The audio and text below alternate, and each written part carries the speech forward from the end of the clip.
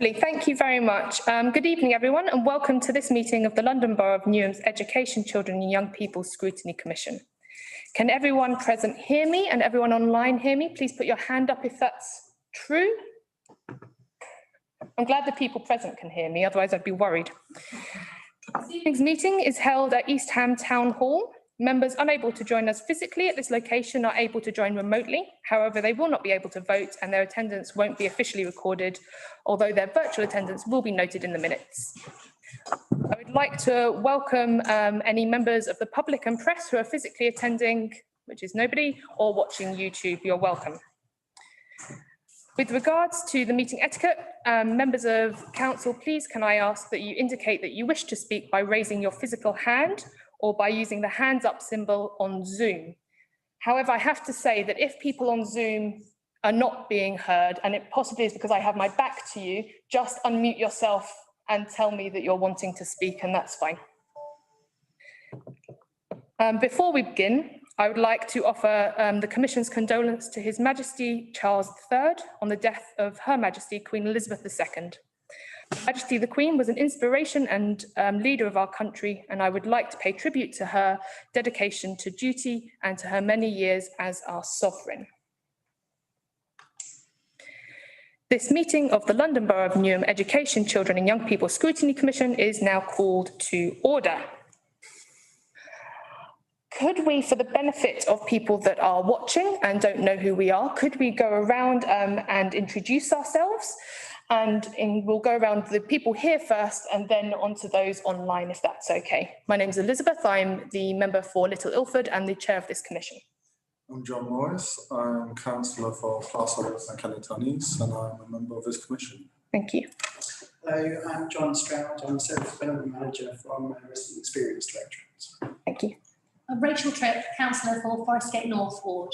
Thank you. I'm Ken Penton, councillor for Maryland Ward. Thank you. I'm Shanta Bridges, councillor for East Ham and chair of this commission, vice chair. Thank you. Madeline Sarley-Pontin, councillor for Forest Gate South. Thank you. Dalma Adoy, councillor for Custom House Ward. I'm Dal, councillor for Manor Park and deputy cabinet member for education. Thank you. Councillor Joshua Garfield, cabinet member for education, skills and lifelong learning, and from Stratford. Thank you. Good evening, Councillor Sarah Ruiz, Custom House Ward, cabinet lead for children's social care, children's services. Thank you. Councillor John Gray, West Ham Ward, member of this Scrutiny Commission. And then we'll go through online. I don't know whether you can see what area you're in. Perhaps Ellen first? Yeah, I'm Ellen Kim. I'm a co-opted member representing the Church of England. Thank you. Tim? Hi, yeah, I'm Tim Aldridge. I'm the Corporate Director of Children's Services in Newham. Thank you. Jessica? Hi, Jessica Ewan, Head of SEND in Newham.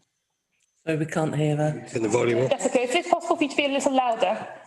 Sorry, Jessica Ewan, Head of SEND. Lovely, thank you very much. Beverly? Hello, I'm Beverly Halligan. I'm the Principal Social Worker, Children and Families in Newham. Thank you. Emma? Hi, I'm Emma Cockrell. I'm the Director of Operations and Safeguarding in Newham. Thank you very much. And I think a few people may be coming in now. Here we have Valerie. Sorry to jump on you the second you come in. Would you like to quickly introduce yourself? I would, and I'm really sorry. I just got in a real muddle with my with all my links and passwords and things. So I'm really sorry about that. I'm Valerie Pearce. I'm the new Director of Resident Experience, and I'm here to support John Stroud, who's doing the annual Children's Complaint Report. Wonderful, thank you very much.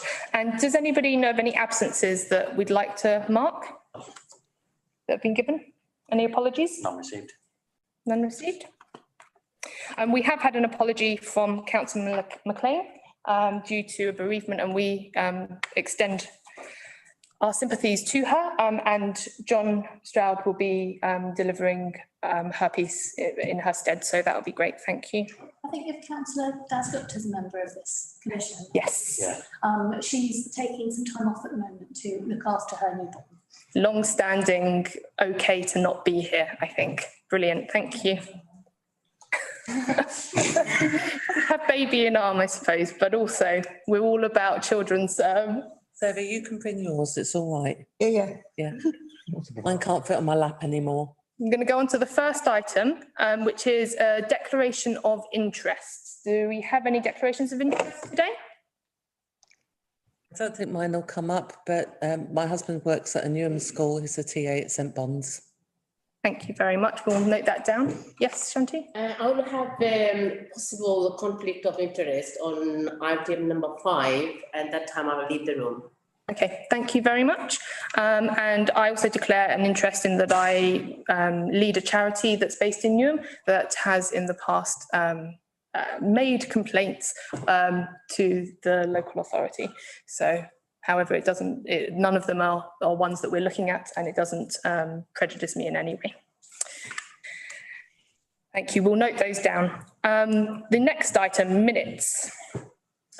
Of the meeting held on the 14th of July 2022, I move as a correct record the minutes of the last meeting of the Commission. I have a seconder. You, John? The minutes are agreed, therefore. Item 3, work for plan and recommendation tracker.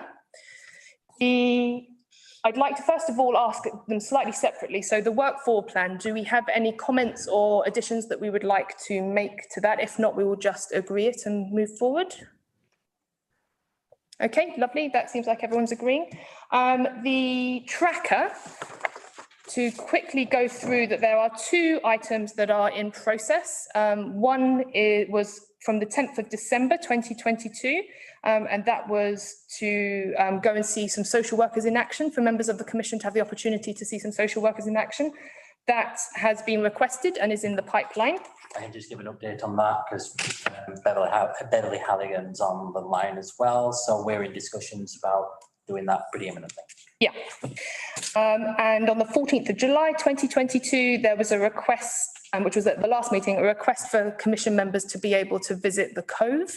And that's also in process, and you'll be told relatively soon when that is able to happen.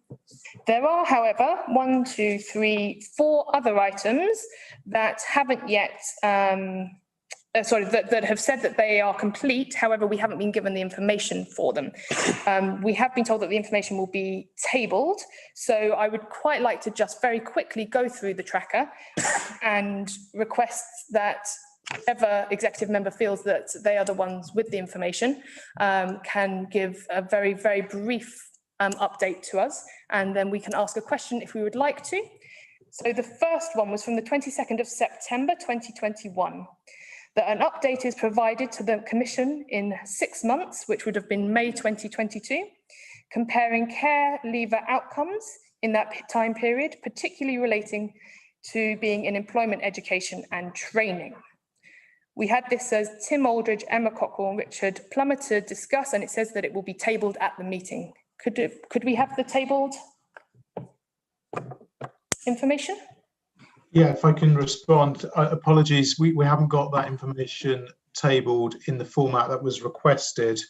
I think in the presentation that was provided on the improvement item, there is information that relates to care leaver outcomes in terms of NEET and in terms of university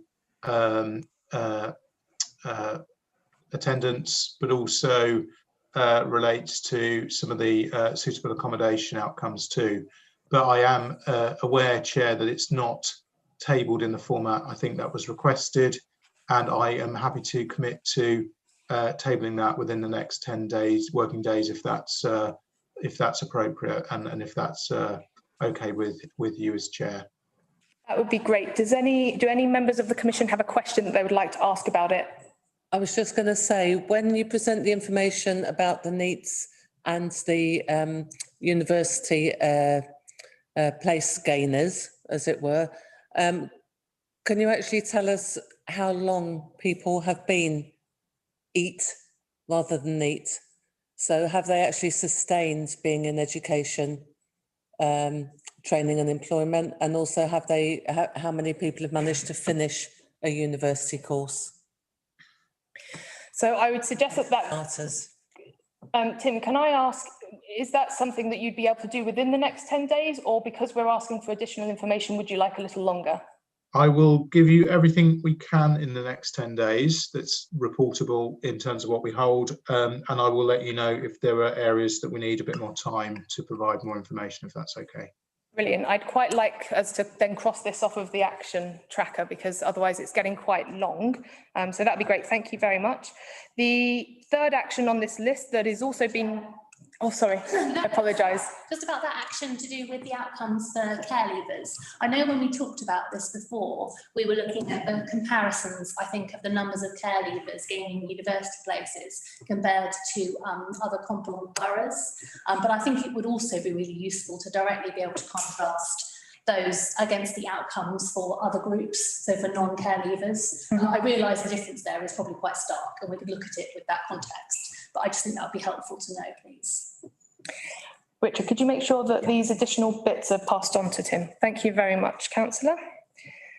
The third action down was for Councillor Ruiz, 22nd of September 2021, that this has been marked as completed and will be tabled at this meeting.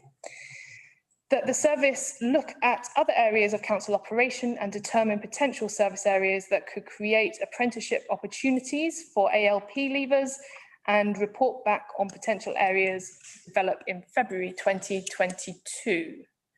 It says here that it will be tabled at this meeting. Do you have anything to table? I don't have anything. You don't? Just wondering if John's intending to be online. John, you're currently both in the room and watching us on a screen. Yeah, no, I'm just stop making a crick in my neck. Keep looking over. He likes to be in two places I at once. will. No, that's fine. Your camera off if you wanted. Deliberate. I should have presumed. Deliberate. Sorry, Councillor. It's quite all right. I have nothing to table. I do apologise, Chair. And likewise, I will ensure that you receive information within the next 10 working days, if that's acceptable. That's absolutely fine. If any of the officers had anything to say to that, I just had a word in my ear that one of you might have, but otherwise, nope, that's... No, just as Councillor Ruiz said, very happy to provide that alongside the overall outcomes for care leavers. We can certainly provide an update in terms of apprenticeships too. Thank you. The third action that is marked as complete and to be tabled at this meeting was from the 4th of April 2022. So we're going, all of these are very historic ones, that as part of additional engagement, the Children and Young People's Plan be brought to a school governors forum for input and information. I presume that means that that has happened? I certainly don't know whether it has happened, but I have requested of MPW, who provide the clerking for the Governors Forum, to have that put on the agenda. But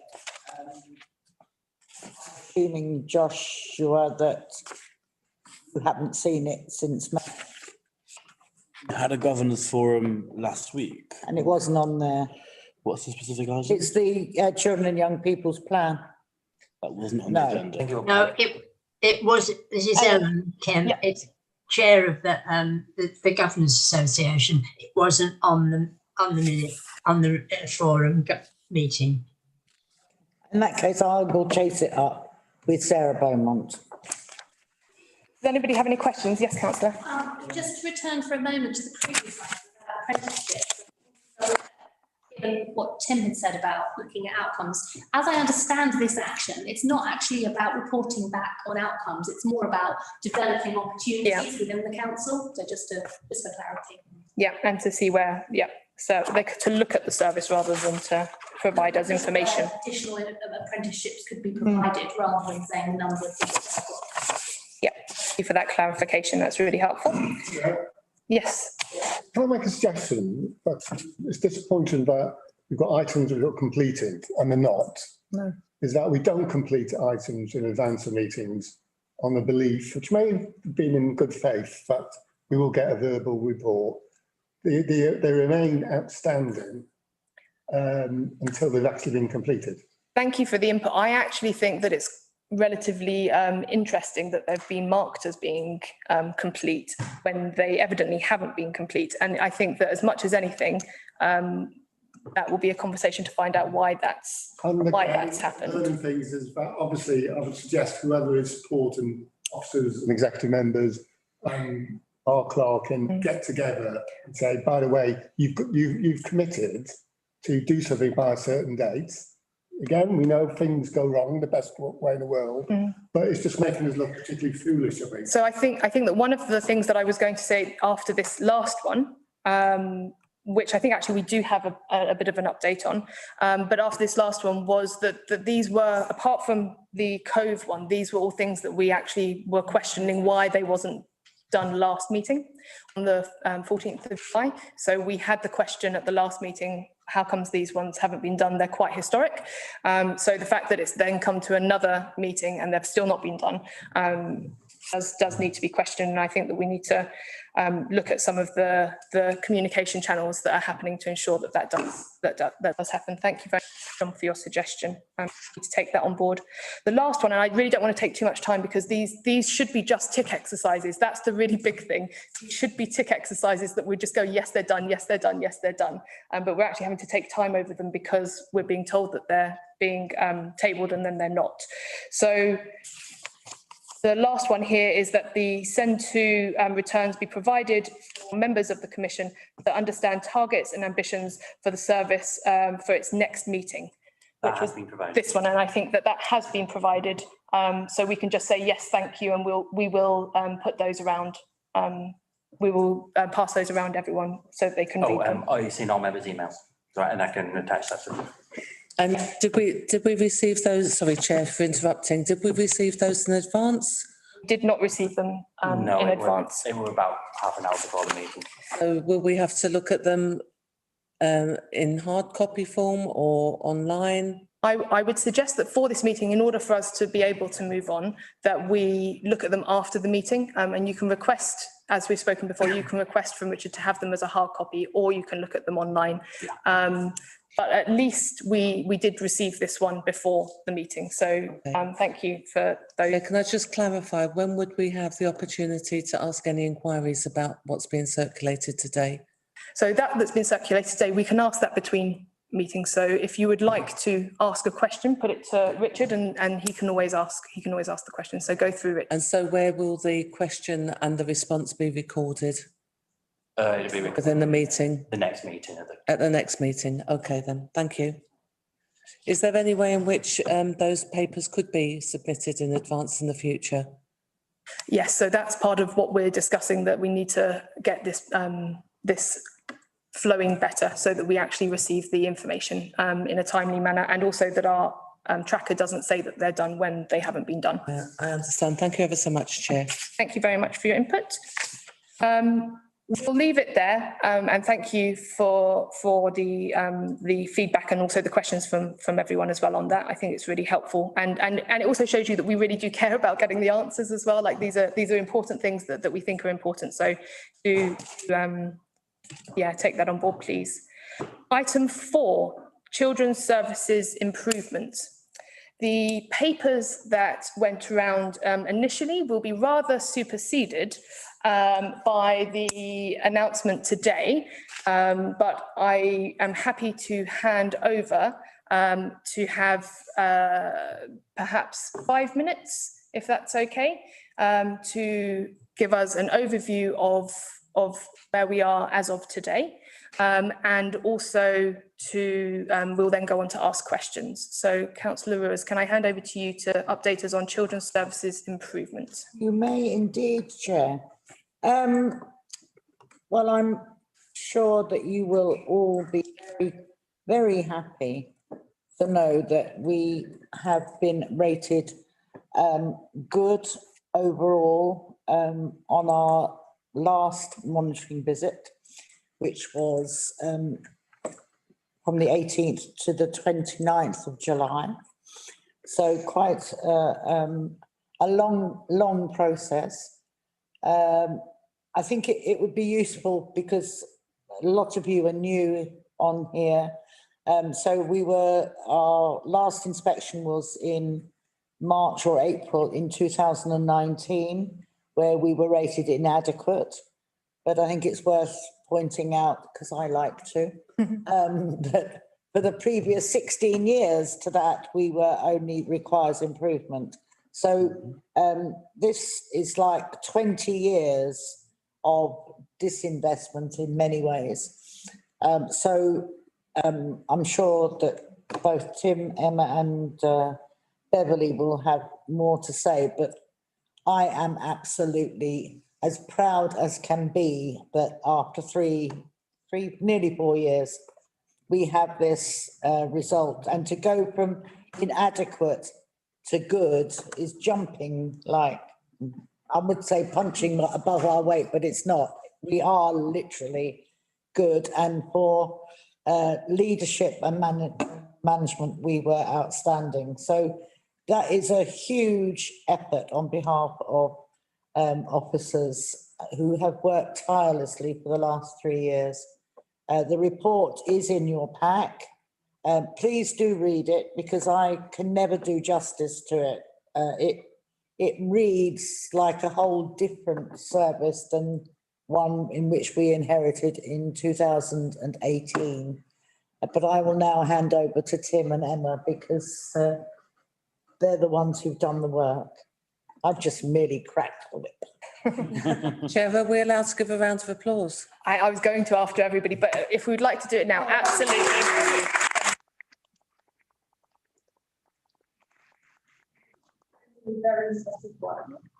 Thank you, Tim.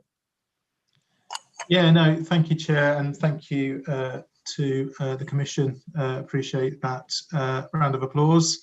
Yeah, as Councillor Ruiz has said, I think this was a really good outcome for Newham. It marks the end of intervention from the Department for Education as well. That was today.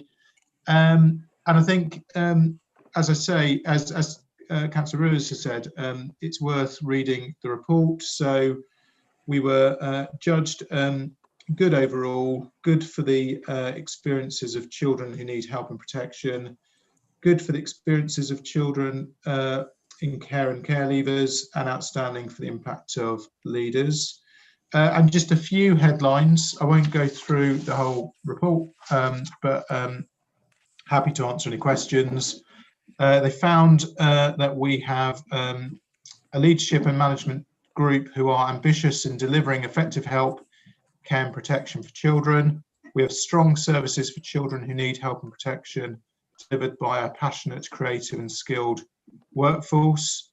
We've created an environment where good social work can flourish with manageable caseloads. We've developed a more permanent, stable and motivated workforce who are passionate about improving children's lives. We've got a strong social work academy and a practice model with an improved professional development offer, creating a positive culture of learning and development. We have committed social workers and personal advisors who enjoy working in Newham, a strong, mature response to partnership working and a one council approach which helps children to thrive. And there is strategic oversight which is highly effective in safeguarding the most vulnerable children. And we've heard and acted upon children's lives, making a difference to the outcomes and the lives and experiences of children. So that's just a brief summary, but lots of good stuff. Of course, there's always room for improvement, and there are 4 areas that are identified. So more robust planning and consistency of supervision to meet the needs of disabled children, a consistent offer of advocates for children, making sure we have clear records explaining decisions for those 16 and 17-year-olds who are homeless, and consistent practice for care leavers, in particular engaging them on their preparation for leaving care. So that transition between children in care and leaving care.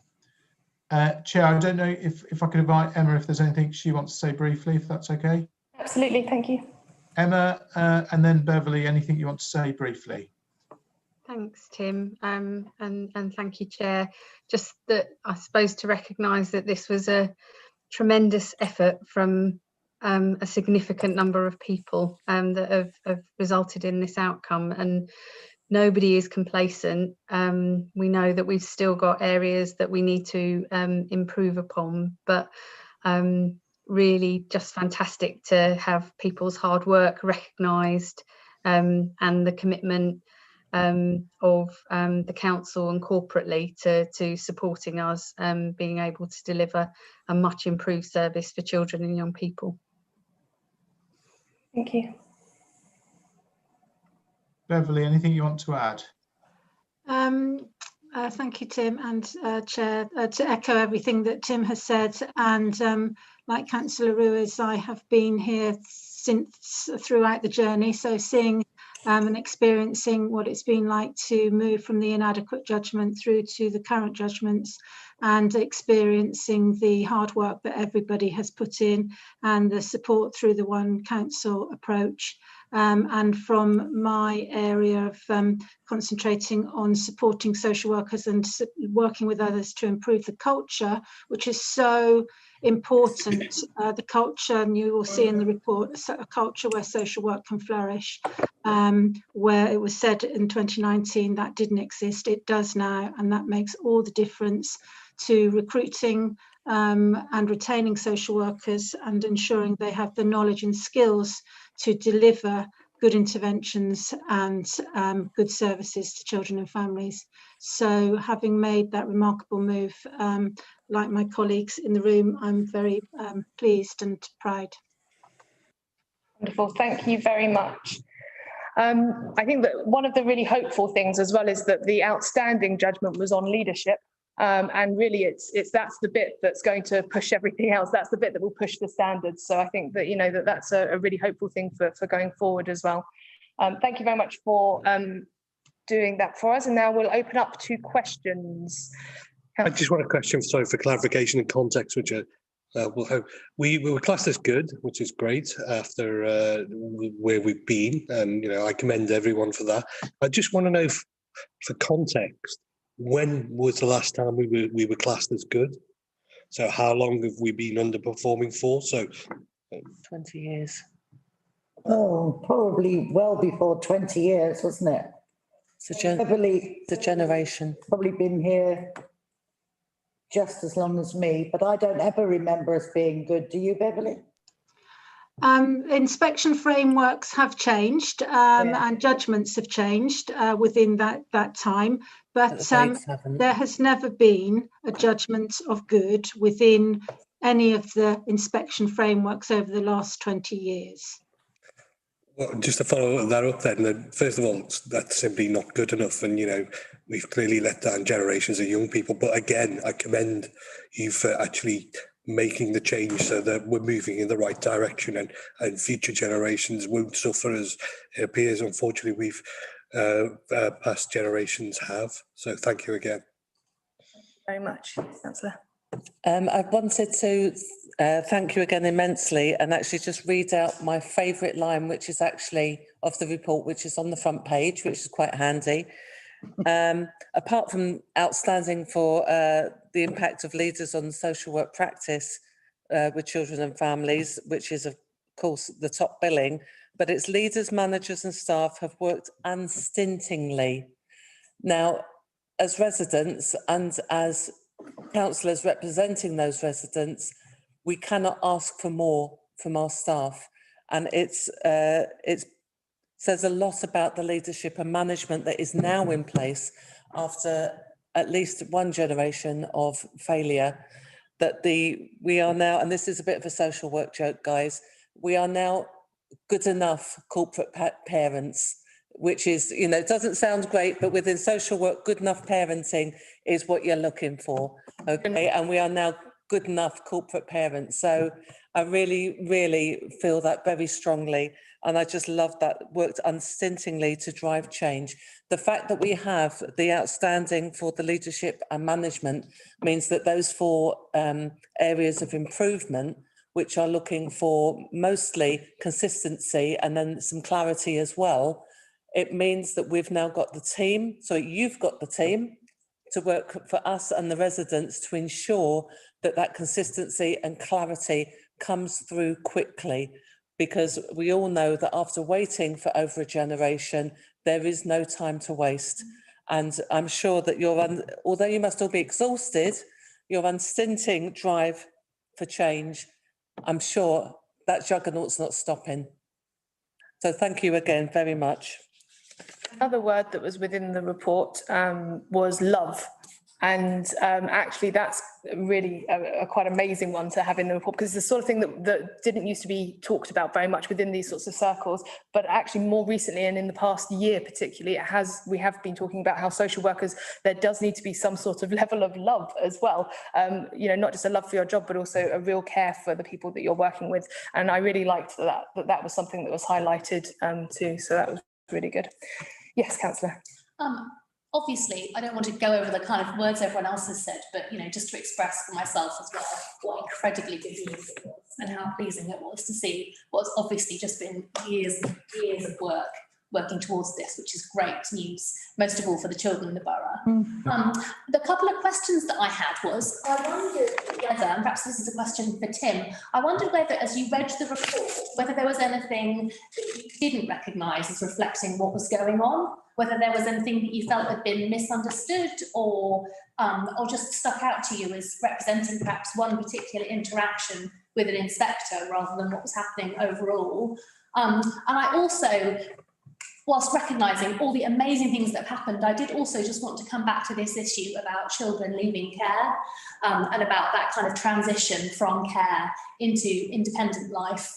And just for us to just keep on thinking about those children. We had some amazing training from care leavers, and I just felt the emotional impact of hearing from those young people about them going out into the world, in some cases age 16, and the accounts that they gave of really, really feeling entirely alone were incredibly moving, and something that I think has certainly spurred me to want to help us do better. Thank you. Tim, would you like to respond? Yeah, no, thank you. Thank you for the question. Overall, I think it read okay. There wasn't anything there that particularly stood out. We had the opportunity to provide some feedback on an original draft, and quite a few changes were made. You know, there are a few areas where we thought, you know, it was just bad timing in terms of where the service was. So the children's social work service for children with disabilities, we know had gone through a rocky few months and was moving in the right direction. So, you know, if they came back in the autumn term, perhaps it would be a different story there. But overall, we were lucky. We had a really good inspection team. They were very sort of thoughtful. They saw the bigger picture rather than just jumping on sort of the detail and the process. And, you know, can't really argue with the overall sort of assessment of where we were and you know, the areas for improvement that they identified. Some of the feedback we got, we thought was fair enough, really. And it, you know, it gives us a really clear sort of set of actions moving forward. As other councillors have said, you know, there's no room for complacency. We want to retain an improvement governance over children's services, although probably not quite as frequent or as intensive as it has been. But we're keen to keep some sort of oversight in terms of children's improvement. You know, my strong sort of focus is how do we ensure we never again in Newham get to a place where we're graded inadequate because of the massive impact that has on service users, but also the very act of being graded inadequate sets you back a long way. And it's been a huge sort of Herculean task to get to where we've got to over the last 3 years. And, you know, my massive thanks and gratitude to the leadership team, and Emma and Beverly in particular have been amazing throughout, but everyone working in Newham Children's Services has done a massive job. And one would really hope with the publication of this report, all the good attention we're getting today, and hopefully it will make the process of sort of attracting people and retaining people in Newham in social care that little bit easier. Do you feel that answered your question? Perhaps we could return to this thing about care leavers. Yeah. Later, which I guess just to kind of flag that as something that we all need to keep an eye on. Absolutely. Thank you very much. Yes, Councillor. I know that the final report has hit our laptops today, and so this is a bit cheeky of me to say this ask this straight away. Of the 4 areas of improvement, who will be leading each one, or which team will be leading each one? Well, it's Emma, of course. All of them. It's all Emma's. It's all for Emma. Emma, we have unconditional regard for you and your teams, and I'm sure. So another social work joke, and I'm sure that you will come back to us with some really interesting plans to meet these targets. No, I mean, clearly, the ultimate responsibility is mine. Emma will be leading on a number of these, but with engagement from others. So Beverly will work with Emma's team on the supervision piece in the Children with Disabilities Service. We're working with our youth empowerment team on the advocacy for children.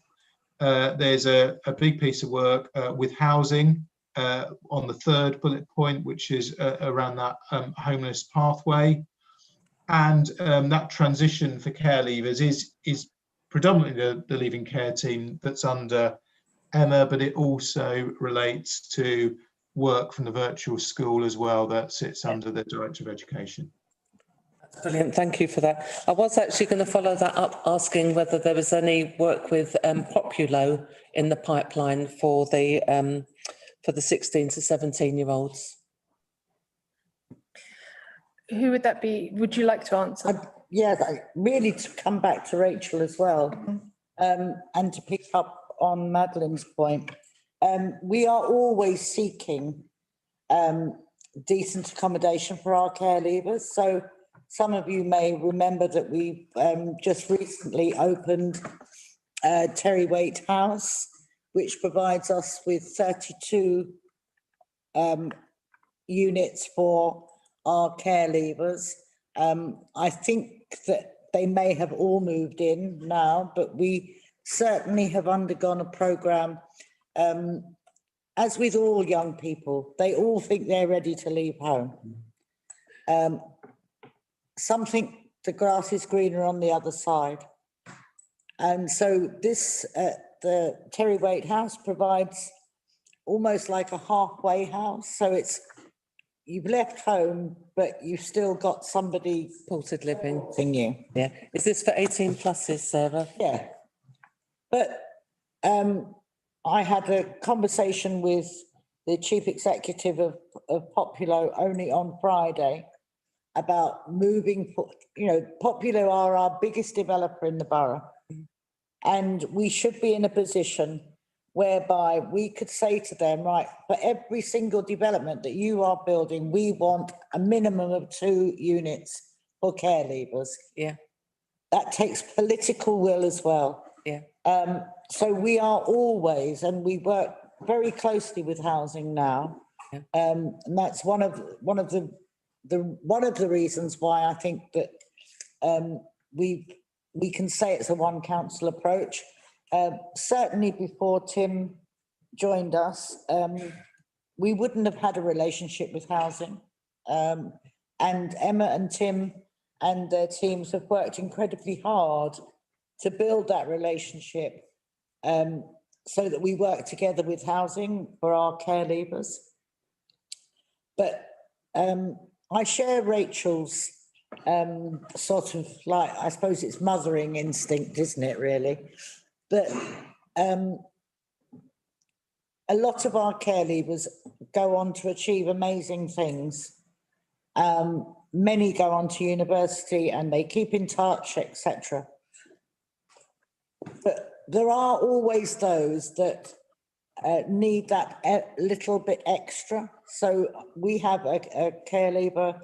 I think he must be, well, he's certainly over 25, but he still texts me on a regular basis, normally for things that he knows I cannot possibly do.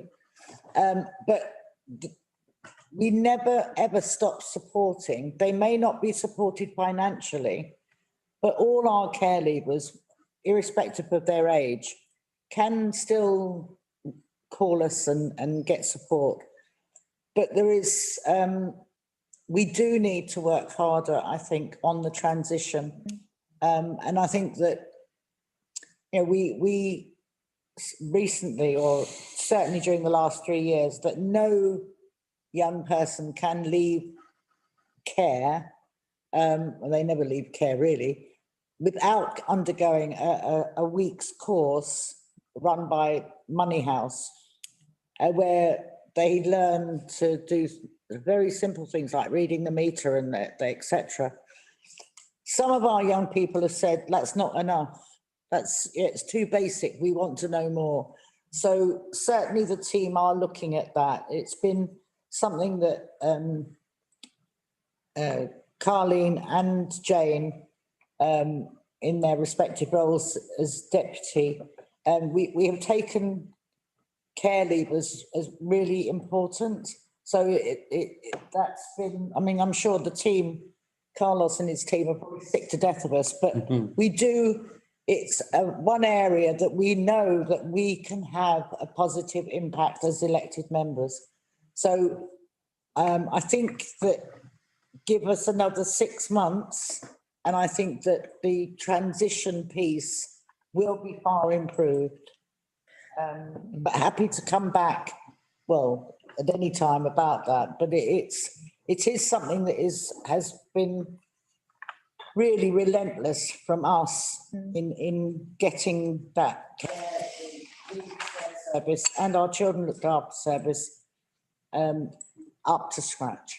Thank you. And that's helpful to hear, and we'll make sure that it's keeping on our agenda in terms of, you know, in our minds that that's an area that we're wanting. Could I just clarify something before I go back to you, Councillor? If I could just clarify something, just so that I know what you mean by it. When you say about the housing and the two places in each development and political will, do you mean internally in Newham, or is that something that needs political will externally? No, it's internally. Internally, I mean, Populo is our housing developer, and as the lead member, is that will that you have? I suppose is my question. I have that will. I think that the chief executive of Populo also has a commitment. She's a very innovative person, and I think that you know her and I have talked many times about various things like older people's developments, etc. So I will keep pushing there, but at some stage it will take more political will than mine. I mean, that's something that I'd really like us to come back to in future ones, because it sounds like such a brilliant thing, and you've obviously got a passion for it. Yes, thank you. I was just going to add, of course, we are incredibly lucky in that in this room today, we have the chair and the deputy chair of development and planning. So not only does Sarah have that fantastic connection with the housing department, but we also have it with planning. Can I just also add? Yes, but a little briefly, if that's okay. No, very briefly, because it would be remiss of me not to also a huge thank you to Councillor Carleen Lee Parkway and to Councillor Jane Lofthouse, who have been on that journey from the beginning since 2019, and they should also be acknowledged in the roles that they have played. Thank you, that's really important. Thank you very much. Do we have any other questions from members? I'll see if anybody else has one, and then I'll come to you. Looking at whether Ellen has one. No? Yes, go on, John. I note that Newham circles of support is noted as a key policy that Ofsted felt was a good thing provided by the new council. But I also know on page 8, one of the things that Ofsted has identified is that because of the change of social workers, it's quite hard for these young people, service users, to establish relationships. I wondered that, and I know, Sarah, you mentioned of social workers have been an issue. Has that undermined the practice of support? So what measures are being introduced to keep social workers on board? I certainly on recruitment, I don't know what the latest figure is on recruitment, but we are retaining more of our social workers than we did before. And quite clearly, we shouldn't overlook that some of our agency social workers have been with us probably longer than some others. So it's the consistency is when social workers just come in for 5 minutes and, well, not literally, and go. The circles of support is offered to all our staff, irrespective of whether they're agency or whether they're permanent staff. So I don't think that it has hindered that progress. I think it's actually enabled us to keep more of our staff and to attract far more new staff than we probably would as an inadequate local authority.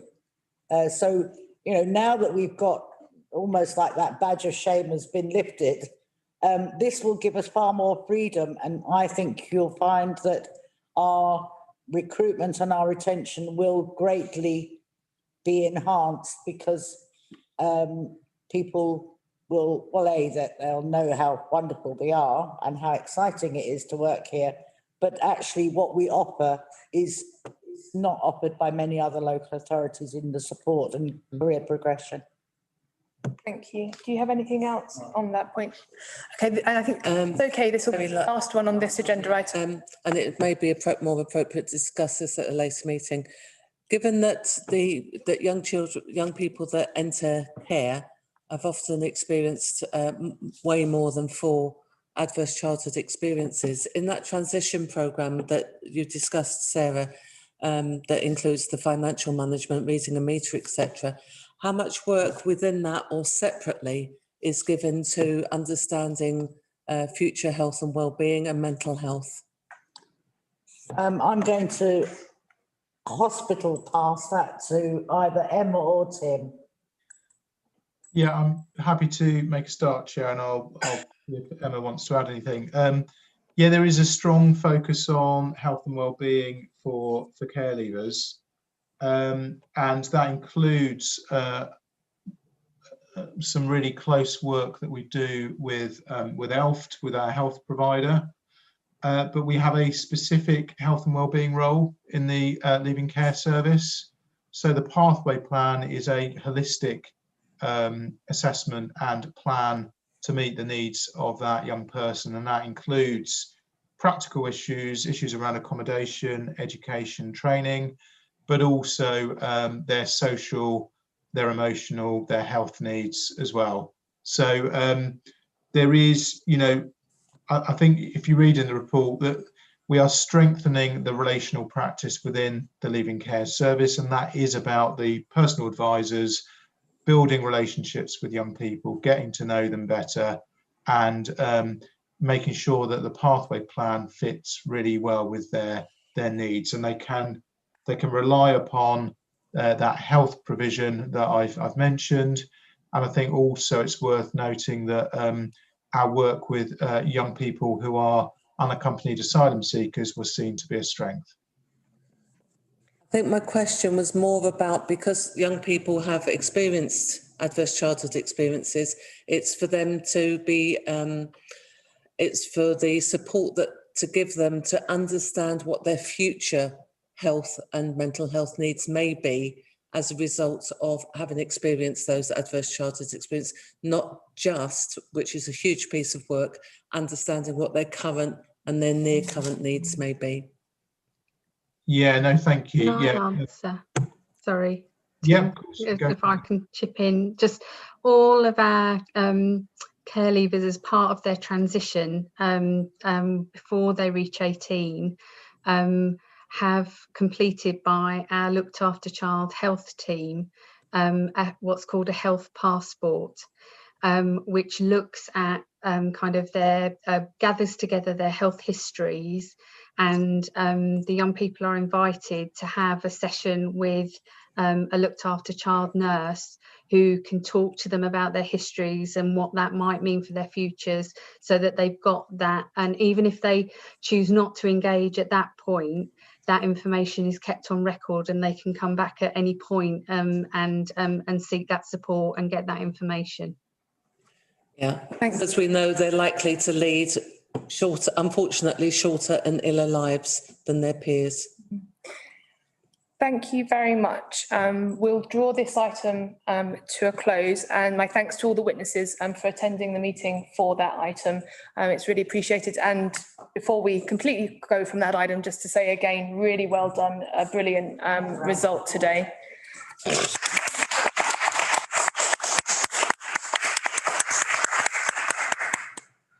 And we'll seamlessly move on to the complaints. Children's Services Complaint Report. Thank you so much, Councillor. We'll see you. You'll get Richard will let you know when to come back in. Thank you very much. Children's Services Complaints Report. The committee will now move to item 5 of the agenda, and I will pass over to John Stroud, who is here to deliver instead of Councillor McLean. So thank you very much. Yes, so John Stroud, Service Development Manager from the Resident Experience Directorate. So amongst other current responsibilities, the complaint teams for brings to the committee our first publicly available annual children's report, 21/22 for feedback. Please note it under Appendix 1. It can be seen in the context of the soon to be published annual complaint report, awaiting Cabinet approval.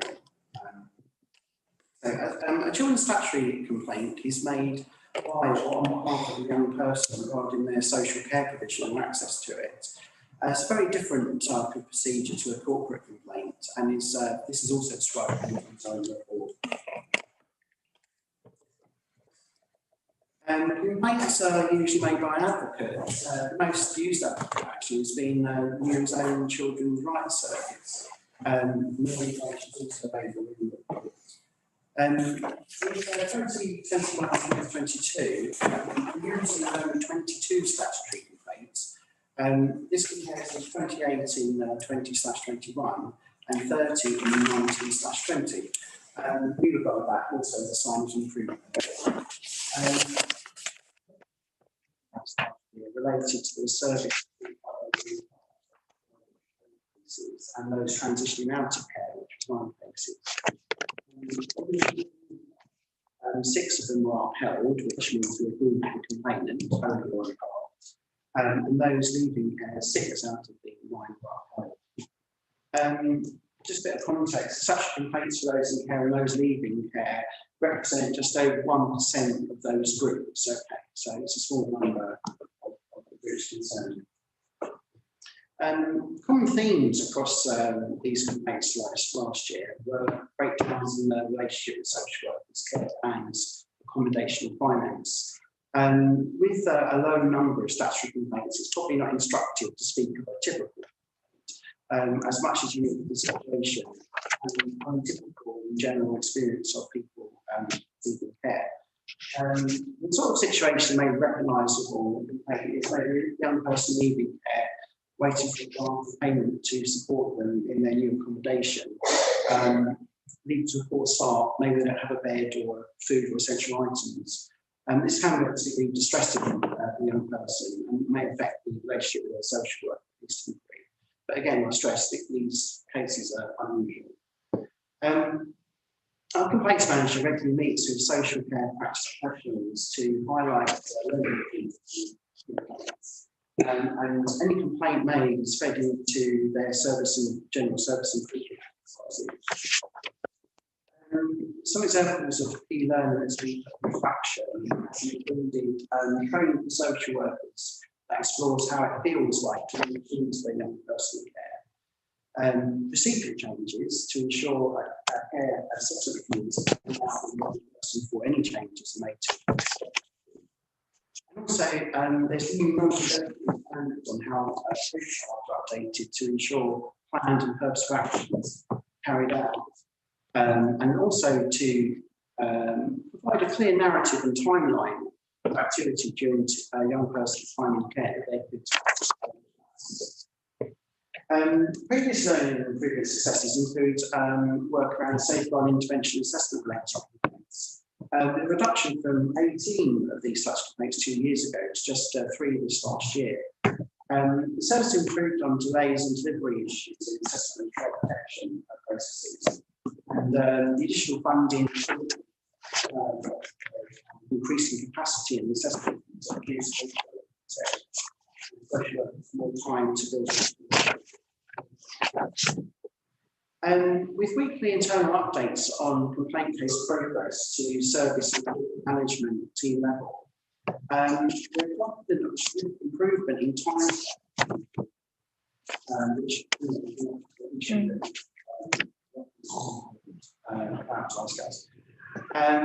working with the line team as well, service line team as well, on other process opportunities to improve the management of complaints, and we're looking forward to making further improvements in learning this area. So please let me know if you've got any. Thank you. Can I ask if any of the executive or officers have anything they'd like to add before we open up to questions? Nothing from me. No, that's absolutely fine. Then we'll open up to questions. Yes, Councillor. I've got 2 questions. So the first question is on page 55, I think. It shows the ethnicity of complaint subjects, and it shows that Black, British, Caribbean or African, that category was like the most complaints came from that category. So I wanted to know, are any complaints ever sort of race related or cultural background related, and how well is the council prepared to deal with such complaints? And my second question was, I'll let you answer that first. Thank you, we'll come back to you. With 22 examples, it's difficult to go into much details, but looking at the data I've seen, I can't see any particular anything that's related to race as such in the complaints data. And if there were to be a race-related complaint, how is the council prepared to deal with that? Or culture or religion, anything to do with diversity, sexuality, how is the council prepared to deal with that, especially for this group of people, young care leavers? I think because I haven't been actually up against one of these complaints myself recently, I haven't been dealing with them directly. I'll probably take some advice on that and get back to you so I can answer that in a more general way. But in more general terms, in complaints in general, we do get a very few cases that relate to race-related cases of racial abuse that we obviously do take very seriously and apply the relevant policies. But I think with regards to these complaints, I'll probably best take some advice to get a response to you. Okay. Councillor, are you happy for us to put that on as an action? Yeah. And then it can come back to us. Thank you very much. Yes, your second question. My second question is on page 41. It just gives a bit of background, and it says that 19,000 contacts to the MASH. There were 19,000 contacts. There were 5,000 referrals to social care for assessment. There was social care involvement with 7,500 young people, 750 who have been subject to the Child Protection Plan. 600 young people experienced an episode of care during this period. So this is just between 2021 to 2022.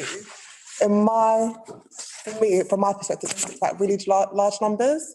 So, for example, 19,000 contacts to MASH. Is that just a reflection of the size of the local authority, or is that showing that actually we're doing really well and having more referrals and people knowing what services they can access? Or is it a negative reflection of actually there isn't enough to prevent these issues in the first place? I might have to defer to on this about the level of contact and the amount of referrals. The information here is put more like to contextualise the amount of complaints that we get based on the size of the activity that's going on in the service. But I probably might not be able to answer your question with regards to if it's all circulated. If I can assist, happy to come in. Yes, Tim, please do. Yeah, sorry. Just also on the last question, just to say in terms of complaints around concerns about inequality or discrimination, we have asked for feedback. So we've done a survey of children in care and care leavers, and we've got some feedback that might be useful to share with the Commission at some point, which does touch upon their experiences and whether they feel they've been unfairly or discriminated against because of their any of their sort of characteristics. In terms of the numbers, we do benchmark all of our numbers against other parts of the UK and London, and actually we don't come out as particularly high on many of those. So, for example, child protection, we are lower than most places. If you look at the rate per 10,000, children in care, similarly, we're not particularly high. And again, we can provide the Commission with some of those benchmarked rates if that's helpful. I think that because this is the first time this report has been done, that actually there are lots of questions around particularly things like benchmarking and how we are in comparison to other boroughs and things. And actually perhaps those sorts of contextual information would also be quite useful to provide. So if you could provide that for us, that would be great. And then perhaps in the next year's one, that could actually be part of what we get in the first place. So that would be useful. Yes, Councillor. Just a quick on Thelma's first question, because it is quite striking, but I suppose if we knew what the percentage of regarding ethnicity was of all children in care and compared it, if it was 33%, for example, then it wouldn't really be. It's proportionate. Yeah. But you're right, proportionality, if it wasn't that, then, and that could be quite easily done, I assume. And so again, that's almost the contextual kind of putting things around the data so that we can understand it a bit better. I think that's a really useful thing. So there's two sort of actions that have come out of that, and Richard will have marked those down. So thank you. Other questions from members? I'll go to John first. Yeah. So I checked the local government and social care ombudsman, and they say there's 133 cases in the last financial year. But I looked at the report and actually I don't see any details on that. So can we request information on all the cases? I think I understand your question as a reference in the report to some other corporate cases related to the directorate that is like SEND and other corporate complaints. Yes, so this complaint report is quite a narrow focus on children's statutory reports, like children receiving care, and the corporate complaints deals with a range of other complaints. I have referenced them in there, but we could give you some more information about those complaints if it's helpful. Could I ask a question on the back of that? What's the reason for not giving us that information? I understand that this was just a very narrow thing, but to reference it within the report and then to have no information on it, it just sort of goes, oh, well, there's 127 something other complaints that are for the rest of the directorate. Yes, I suppose, in a sense, in learning and maturing this. Yeah, absolutely, it's the first time. We would probably want to open that out. Now, yes, so traditionally on a statutory complaint report, you're within the legislation, you are reporting on social care provision, and so in that sense it's quite narrow. I suppose I referenced it to say that there are other complaints within this directorate, not subject to this report, but I suppose it begs a question. So, we can obviously take that on board and obviously maybe bring that more out in an appendix to the other annual complaints report that we are working on. And I think it certainly wouldn't be worth the same level of depth and the rest of it is, but actually just having a little bit more, if it's going to be referenced, then it would be useful to have more information on it. Could I just quickly ask whether you feel that that's answered your question? Yes, thank you. Yes, Councillor. My question kind of follows on from the same thing. I was reassured to hear the information about the kind of feedback loops and the use of complaints in order to drive improvement, but keen to be reassured that that same thing was happening with other bits of information about the directorate that might come through the corporate complaints process, or indeed through casework or other interactions. Yes, so we do feed back other information as well. I'd say that the process that we're working with the social care complaints is probably slightly more mature in our approach, because there are a range of sort of feedback loops across the council that we want to improve on. And certainly with social care, that's the focus that we focus on most at the moment, because it's probably the most key thing we want to get right.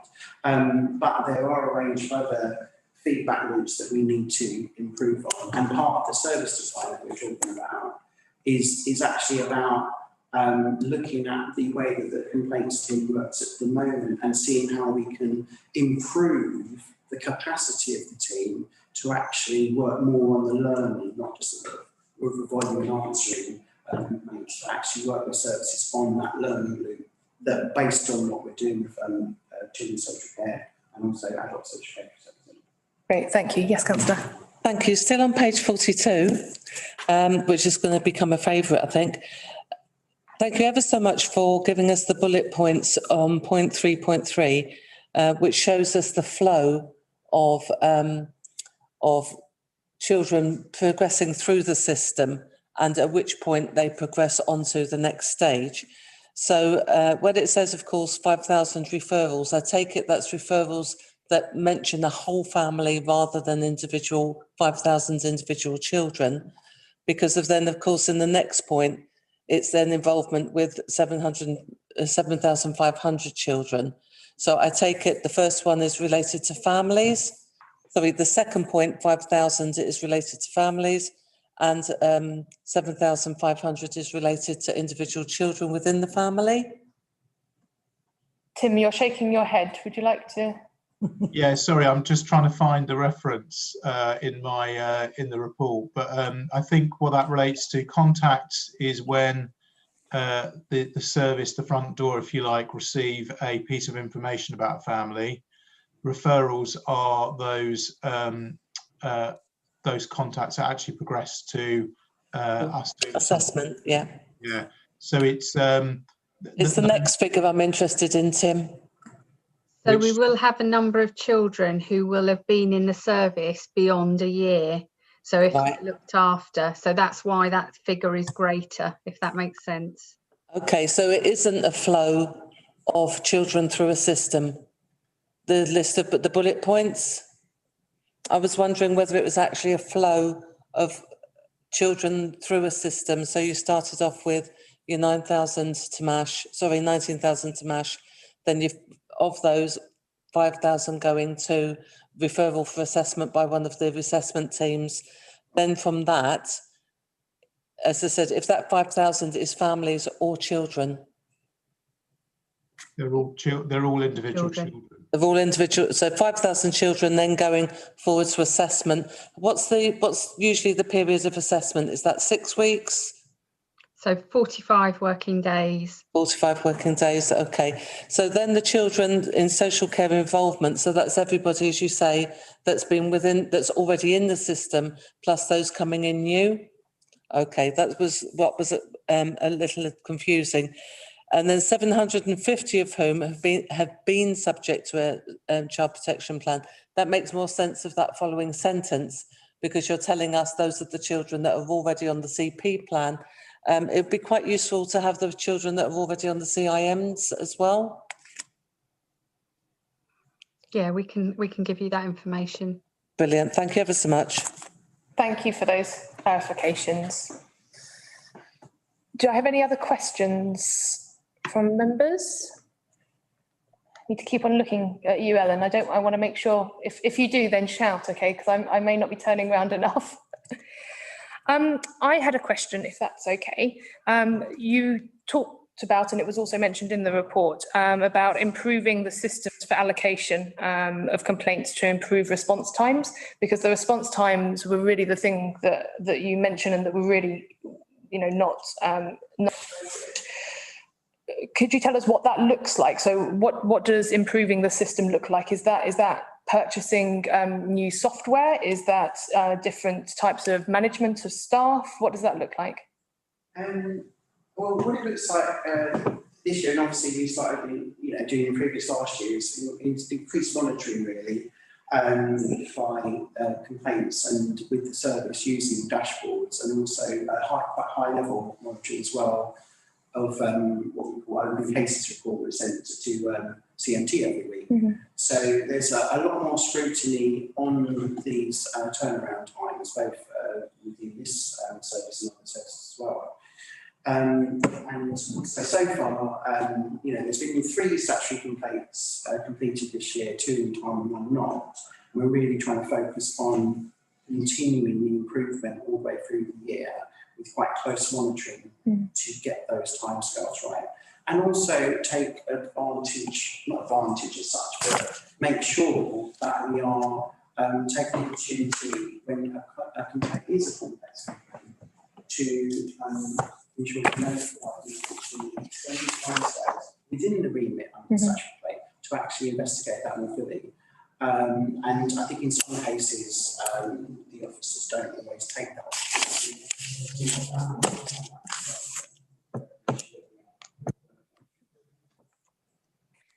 Great, thank you. Yes, Councillor. So I do promise this is the last one for this agenda item.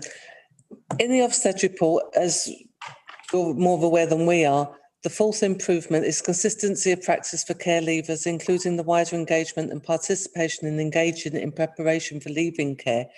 Then on page 48 of the number 4, complaints received by service area and decisions, leaving care service had 9 complaints received, only of which 2 were not upheld. Will those complaints that were upheld or were partly upheld feed into the targets for point 4 of the needs to improve in the Ofsted plan? So that link's been made already, yeah? Yeah. Brilliant. So I mean, those 2 things may have a relationship, but the 4th point of the improvement, which is about transition, was very much about the support we offered to care leavers when they were moving from the children in care team to the leaving care team. All of the upheld complaints, all of that information goes into that learning loop that was described earlier, and that is a mixture of the performance data, the quality assurance exercises, and the complaints and compliments that we get. And all of that gets fed into an improvement plan, and there will absolutely be an improvement plan that relates to that area. Thank you very much. Thank you very much. Do we have any more questions on this particular agenda item? In which case, I would like to thank all witnesses for attending the meeting for this item. I know that some of you don't need to be here for the following ones, so you're welcome to leave, and thank you very much for your attendance. Yes, please do bring in councillors. So we'll have just a 30-second break while people leave and also other people come back in. So thank you very much. Thank you, Chair. Trees should be paid for by the business. Absolutely. I should say that also, if you'd like to stay, you're more than welcome. So if anybody wishes to stay, they absolutely can. Or they can watch on YouTube. or you could watch on YouTube. We're just going to wait for a moment whilst one of our members. After. Could you pass me that cup? I poured myself a drink and then I've just left it on the table. Any true. Any true. To do this work. They don't. Can I just check, which one of those are we going to next? Both of those are in the. Both of those? Yes, they're both in. I've got 6 written on both of them. It was like Nazareth. Nazareth had. Wonderful. Welcome back, councillor. Thank you very much. You too, I work in this area. I think we're going to just come back to the meeting.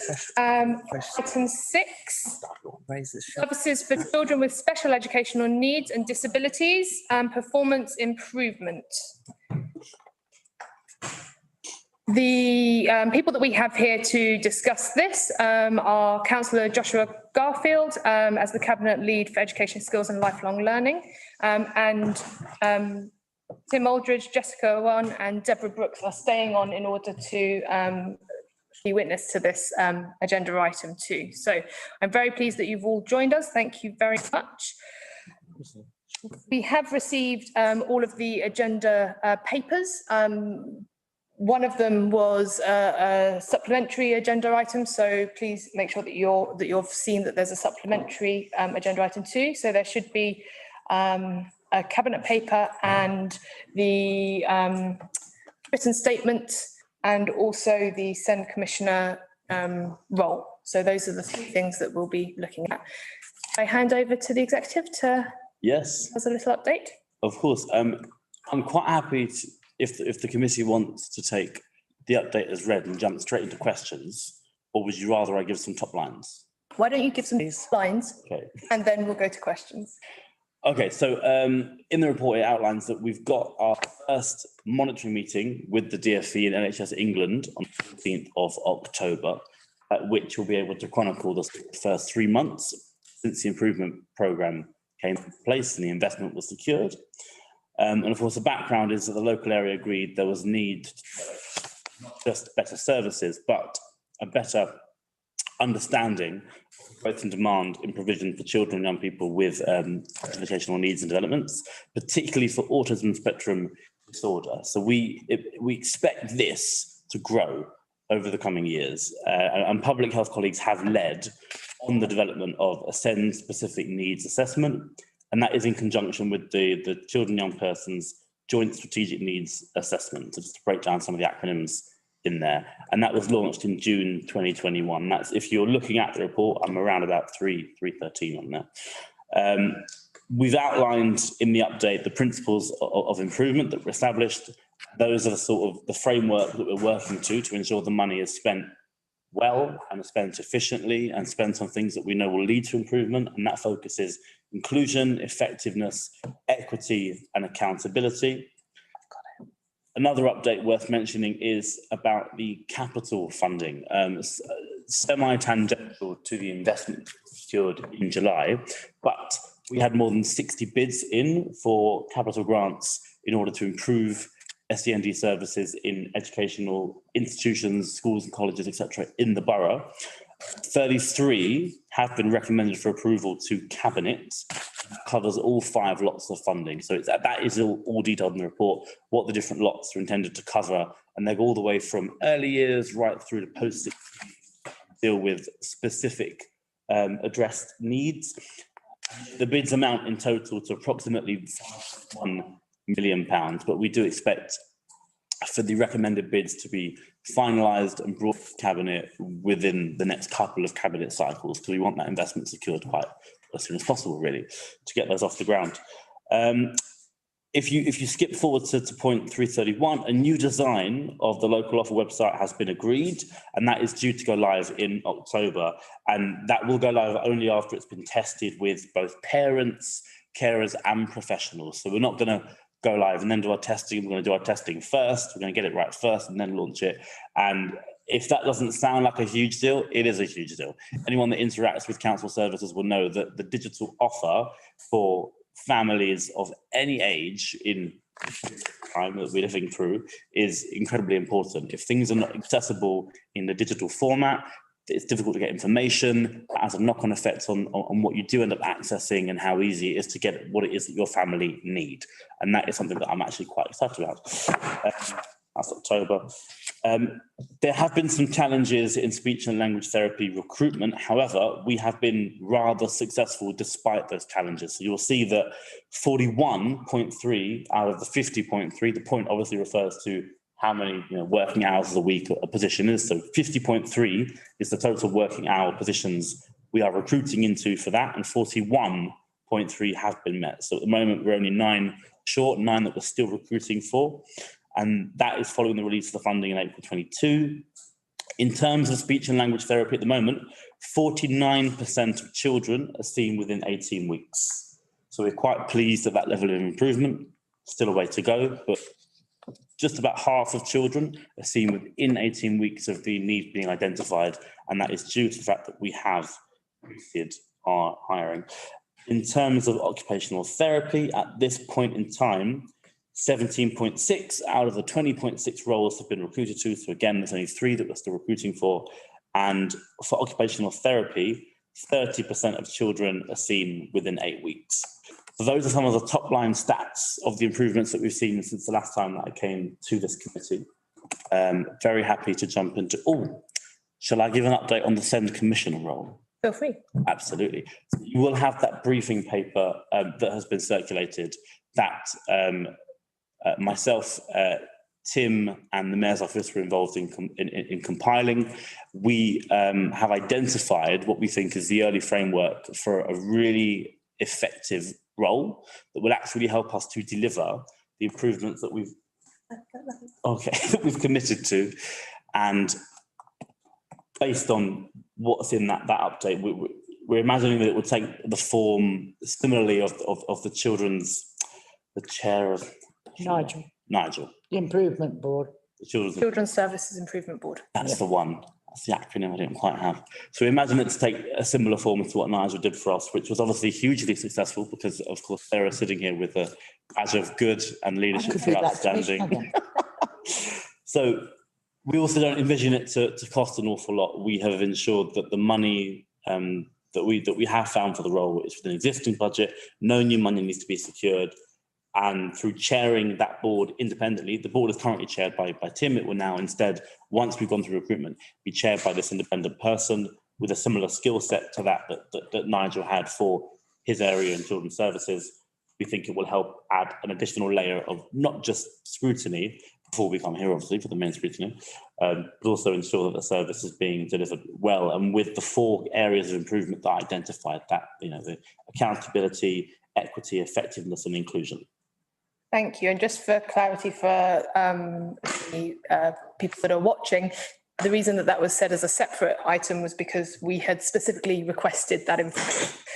So that's why it was done as a separate thing from the general update. Before we go to any questions, I think we might have, did you want to add something? I wanted to say a few words as Josh's deputy, that in everything that's been presented to you today, one of the areas that we are focusing on is co-production. And that's something that's central to the strategy across the entire department. So in both the SEND Commissioner and in the investment that's been made into the EHC plans. So what that means is with the SEND Commissioner role, the voice of stakeholders, so parents and leaders in schools are all listened to and taken into consideration. And there's also a dedicated resource within the EHC investment report that you've got that ensures that everything is conducted to the highest standard possible. So these investments are being made, but all with the central focus of co-production, so that parents and young people, families are all involved in that. And I think that's something that we should highlight and celebrate, because we're not only taking their lived experiences into consideration when creating these investments and making these policies, but we're continuing to listen to what they have to say as we go forward, and hopefully their voices will come through in the improvements that we make. So just to highlight that as something. Thank you very much. Do any officers want to add to this before we open up to questions? Just to say, I think as Councillor Garfield's already mentioned, there has been some very positive progress since the joint area inspection, having the written statement of action signed off by DfE and NHS. Oh, I think we're going to. Was a big state. For a while. Internet paused for a Oh, while. sorry, my bad. We got to written statement of action signed off by DfE. Yeah, that's right. Thank you. Sorry if you lost me. I was also going to say we also have an improvement partner in Bedford Council who are also offering some support. They've had an improvement journey and came from a similar place, and we expect to learn a lot from their work with us. And finally, I mean, just to say there is a very, very robust governance and scrutiny of performance, particularly with regards to education, health and care plans. I chair a fortnightly group that Jessica and her officers attend, and we have a fortnightly review of progress against the projections and the targets that are set out to both reduce those who have waited longer than 20 weeks to an education, health and care plan, and ensure there's very good alignment with partners to ensure that new plans receive the advice and receive the assessment in a timely way. Thank you very much. We have almost exactly half an hour. We'll use all of that for questions, but if we need to go over a little bit, then we can extend for a short bit, but hopefully half an hour will be enough for the questions. Sorry? Plenty of time. Councillor.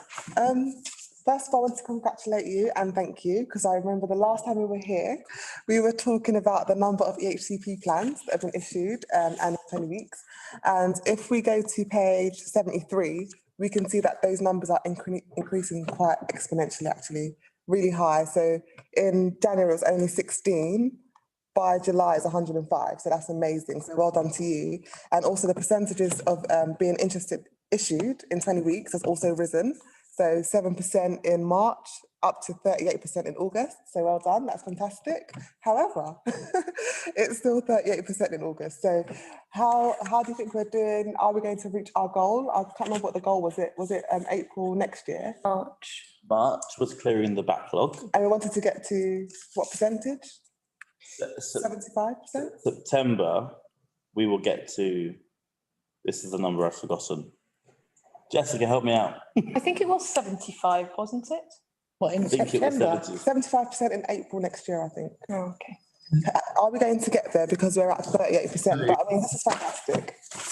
I think the figure was, the target was by the end of the financial year to achieve parity with the average across England, which was 59%. And then by September next year was to increase that performance up to 75%. I mean, I think what I want to say really clearly to the Commission today is we've done an awful lot of work with the DfE to look at this strategy and the priorities for this year.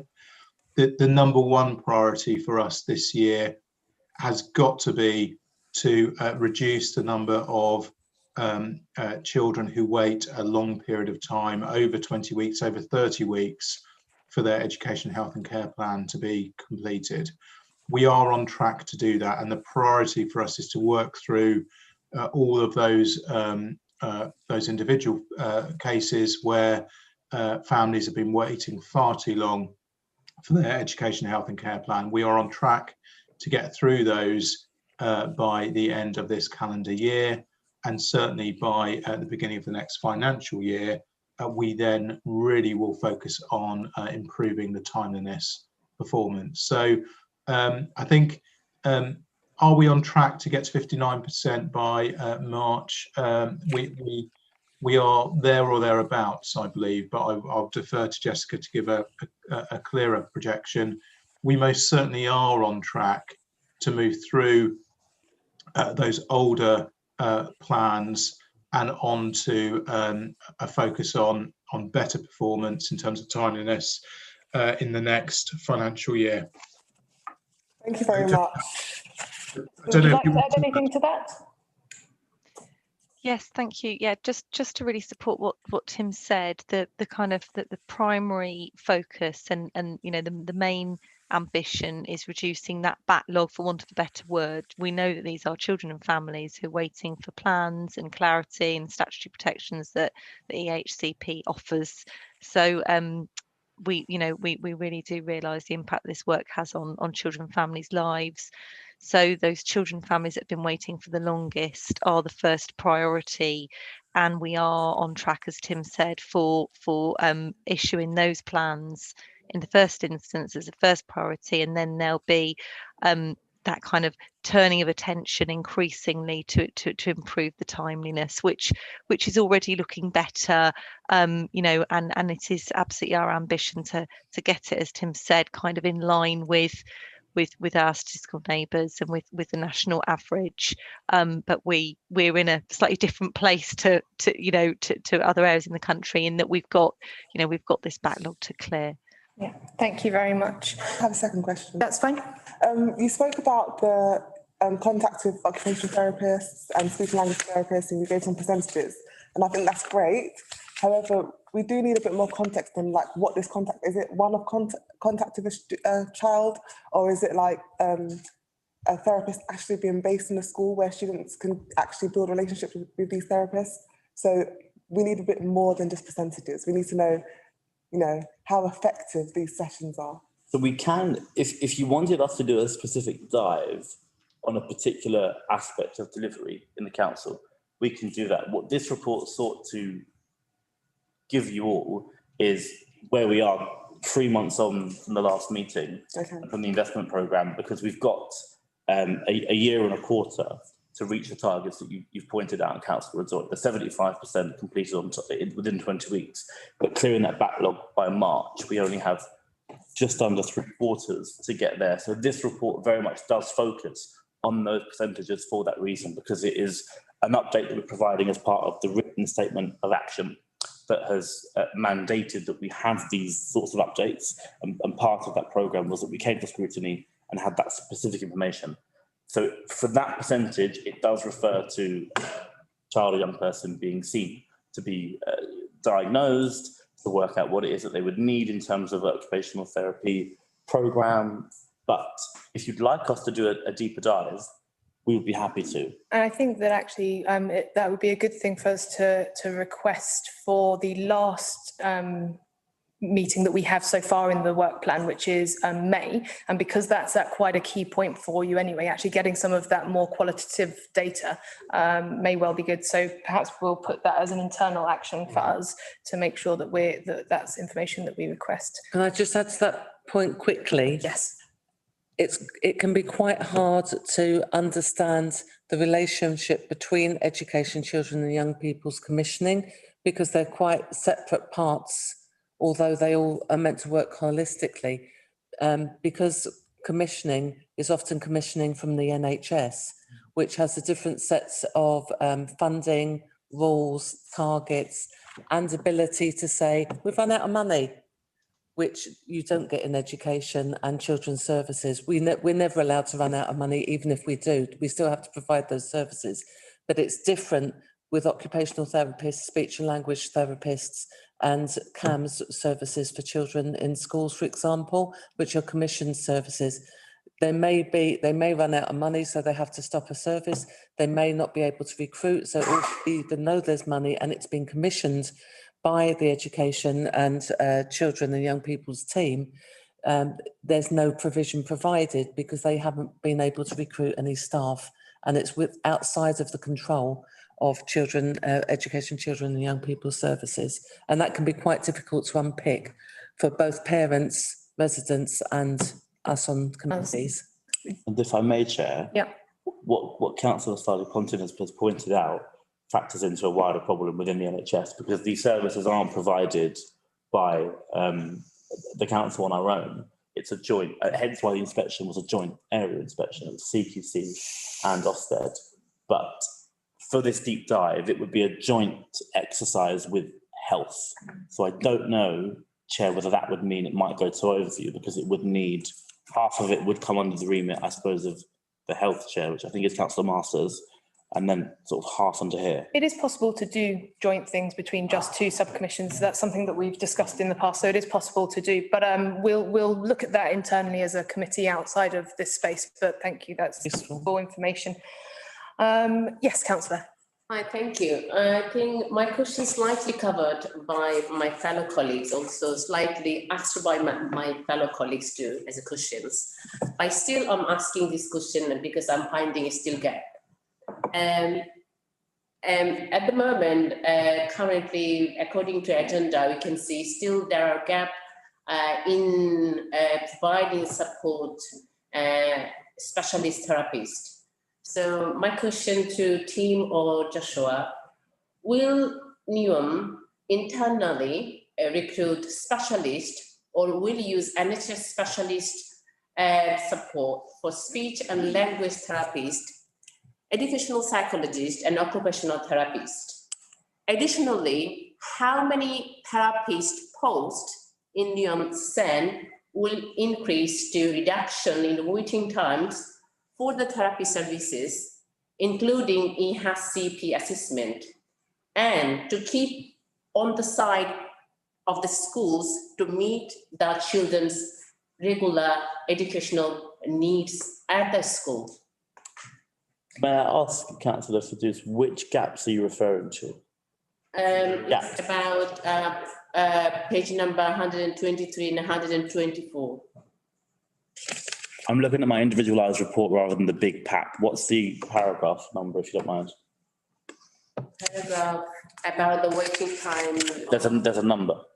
Number 10, maybe. A number. Sorry, on the paragraph, we'll have a number next to the paragraph. Yeah, it's 10. Number 10. 10. Yeah. Okay, thank you. Improvement area, SL, speech language therapy and occupational therapy waiting times. Okay, I can't find the paragraph 10. Improvement area. If you can find the page number, the normal page number. Page 39, I think, on your. Yeah, that's in orange, improvement area, SLT and OT waiting times. I think it's page 32 on your 39. landscape. Your landscape. 39. Was it 39? It's certainly 39 on mine. Oh, right, it says 30. It says 30. Are we in the written statement of action? Sorry, I'm in the wrong one. They're in the services for. This is in our agenda. So it's a page 123 of the agenda we were sent electronically. This is in the written statement of action. Yeah, okay. It is page 39. The written statement of action. Yeah. Okay. Sorry, Sarah, it is page. The public report. Would it be useful, because because we've now taken a little bit of time to do that, I just wonder, for your sake, would it be useful to could you just ask the question again, but just the bullet points of the question? So what exactly is it that you want to? There are three linked questions in one question. So I was reading everything all together. So shall I read again? That'd be helpful, because separate them up. I think if you just do them one at a time, if that's okay. As there are still gaps of the specialist provision, so will NEOM internally recruit specialists or will use NHS specialists for therapy services? So that's the first question. We are recruiting specialists. So in the written statement of action, which we looked at the last meeting, the commitment there is that the budget that's good at Cabinet will go towards hiring not just speech and language therapists, but occupational therapists also. And those recruitment numbers that I was headlining at the beginning refers to how many of those posts we have currently recruited into and how many are left to be recruited. But are they for us to recruit to because they're NHS services? Some are, some aren't. But if you want a strict divide, perhaps I could bring in either Tim or Jessica. Tim's unmuted, so maybe he's ready. Yeah, I'm happy to come in. So yeah, some of the resourcing for to deliver this written statement of action is local authority, and for example, we are investing significant amounts in education psychologists that I know the councillor asked about. So expanding education psychology to ensure we have we're able to be more responsive in terms of both assessments but also advice. But we're working really closely with ELFT, who are providing the majority of the therapy resource. And I spoke earlier about the fortnightly meetings I have to look at performance.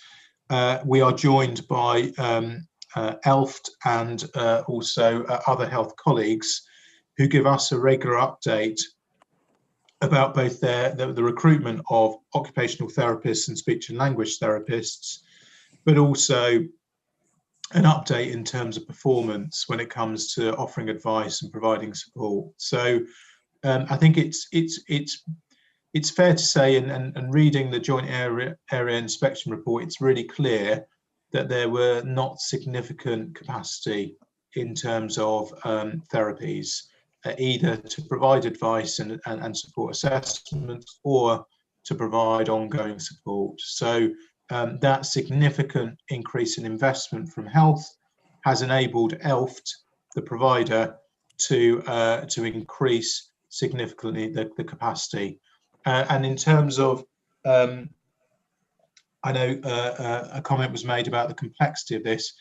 We are all held to account by the Health and Wellbeing Board, and health are key members within our local governance, which is the SEND Executive Board, and they are also party to the regular reviews from DfE and NHS England. So there's scrutiny, external scrutiny, internal scrutiny, and that wider partnership governance in place.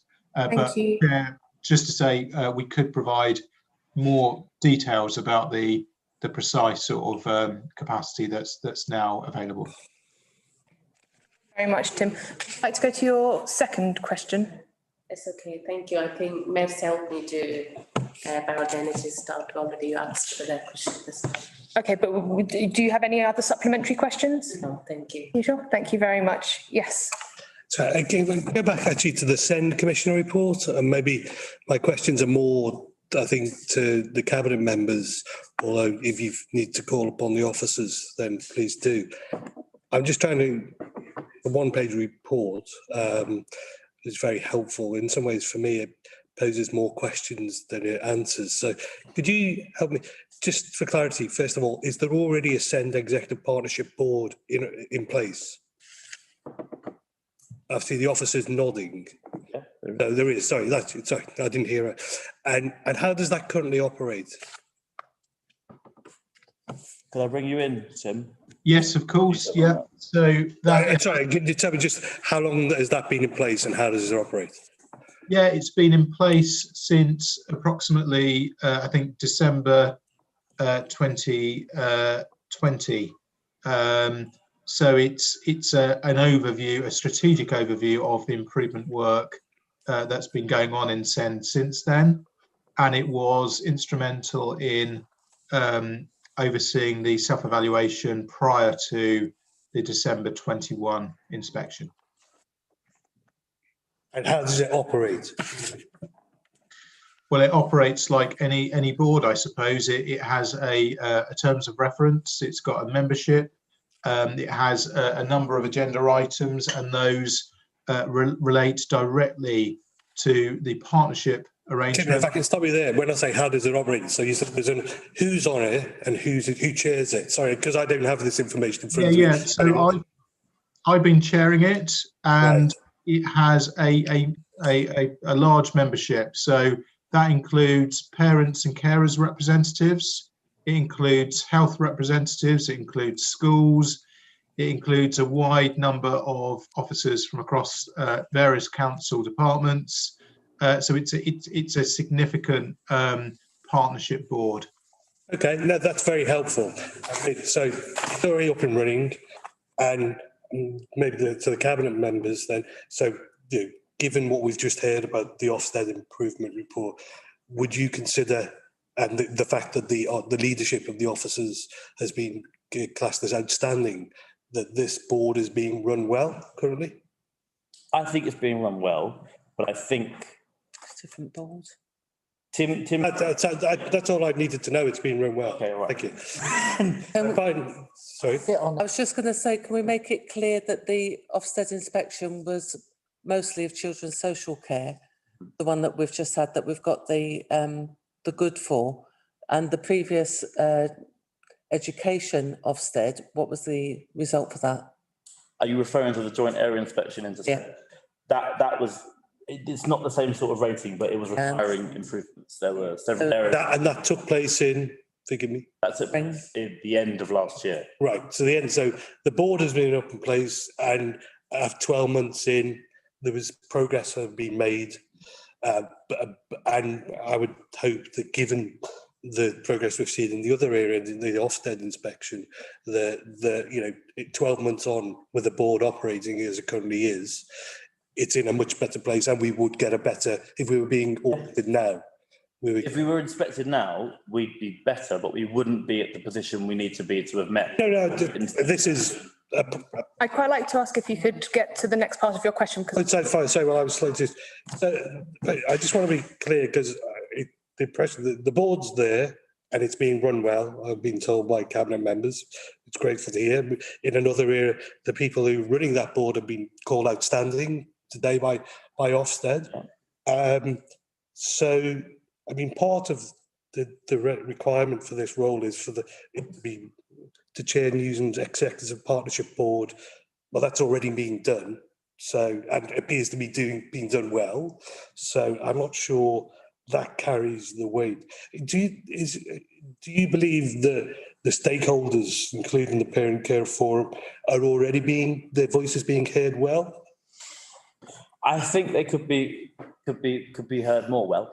I think they're being listened to, but one of the areas, as Councillor Dallow pointed out, that was identified as keys for improvement was co-production. Right. When we do our EHCPs on time, which hasn't been enough of them, but even the ones that are done on time aren't necessarily done with the co-production in mind. So you need to include the health sector, the school, the family, child, and the local authority, and ensure that everybody is on board with the plan that's been put in place, rather than the local authority say that X, Y, Z needs to be met without conversations with health or with the school and vice versa.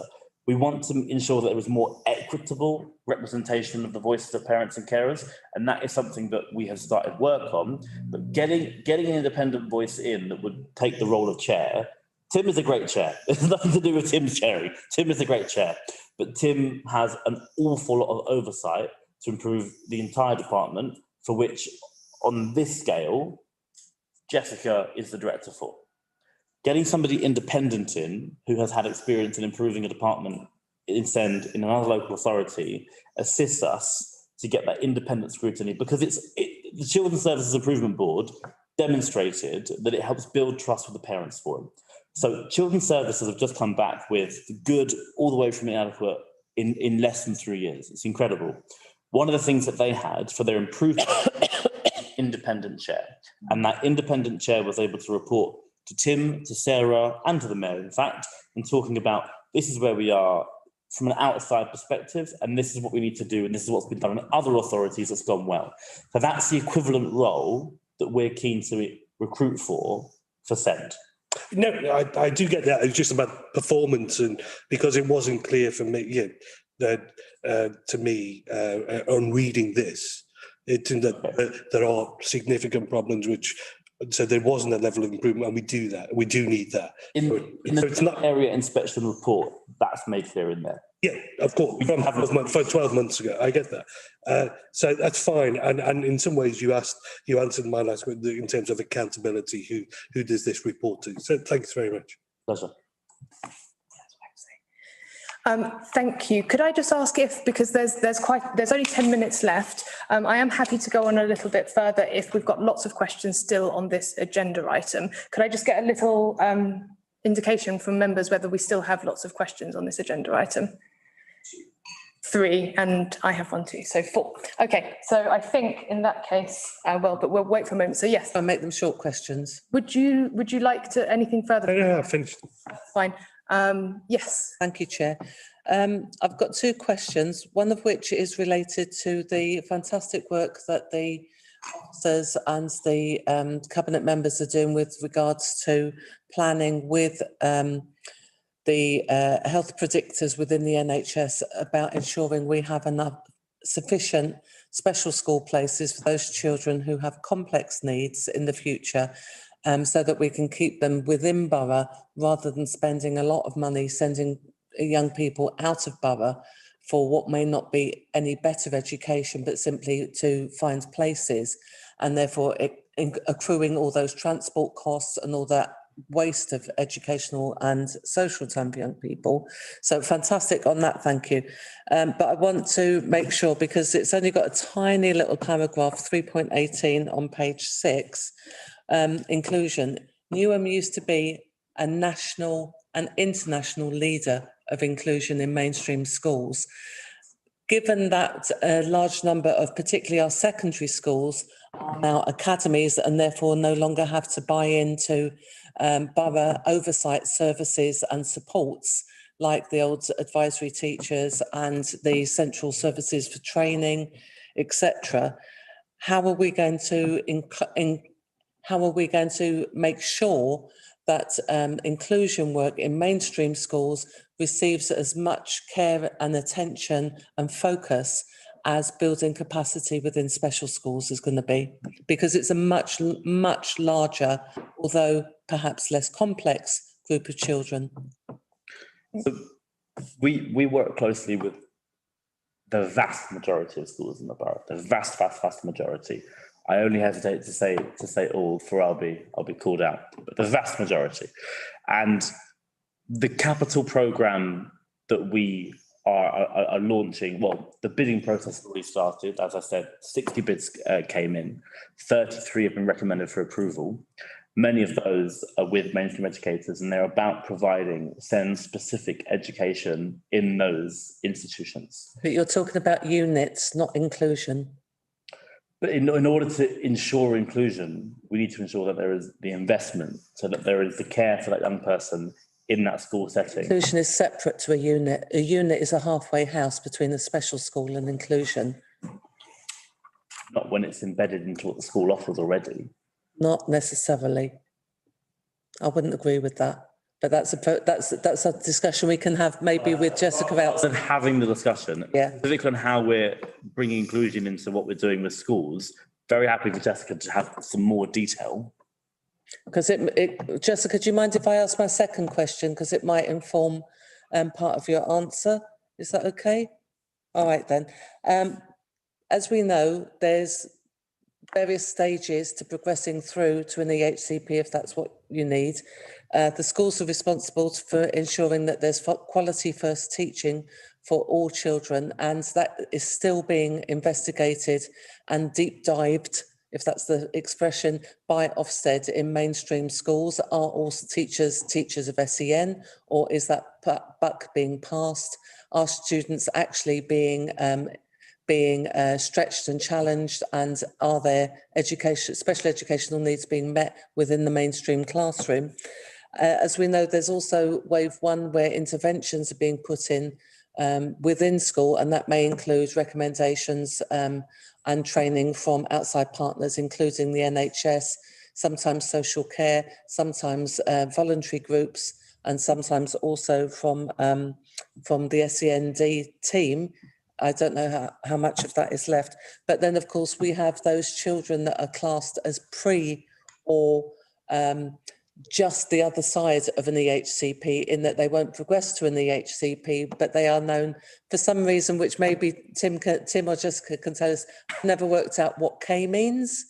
But those students that are not EHCP but have special needs and would be seen as needing special needs support, they're known as K on various registers. What is it that the centralised services are able to provide for all of our schools to ensure that those students who are on wave 1 and on K are receiving, to enable them to stay at those levels and not basically go backwards or become more needy in their educational needs, so that they then end up due to either lack of action, lack of professional skills within schools, that they end up needing an EHCP later along the line. Okay, thank you very much. Joshua and Tim, whilst you're mulling the answer to that, I'd like to part 4 of Rules and Procedures, move to enact Schedule 11.1 of the Constitution and extend the meeting by the maximum permitted 30 minutes.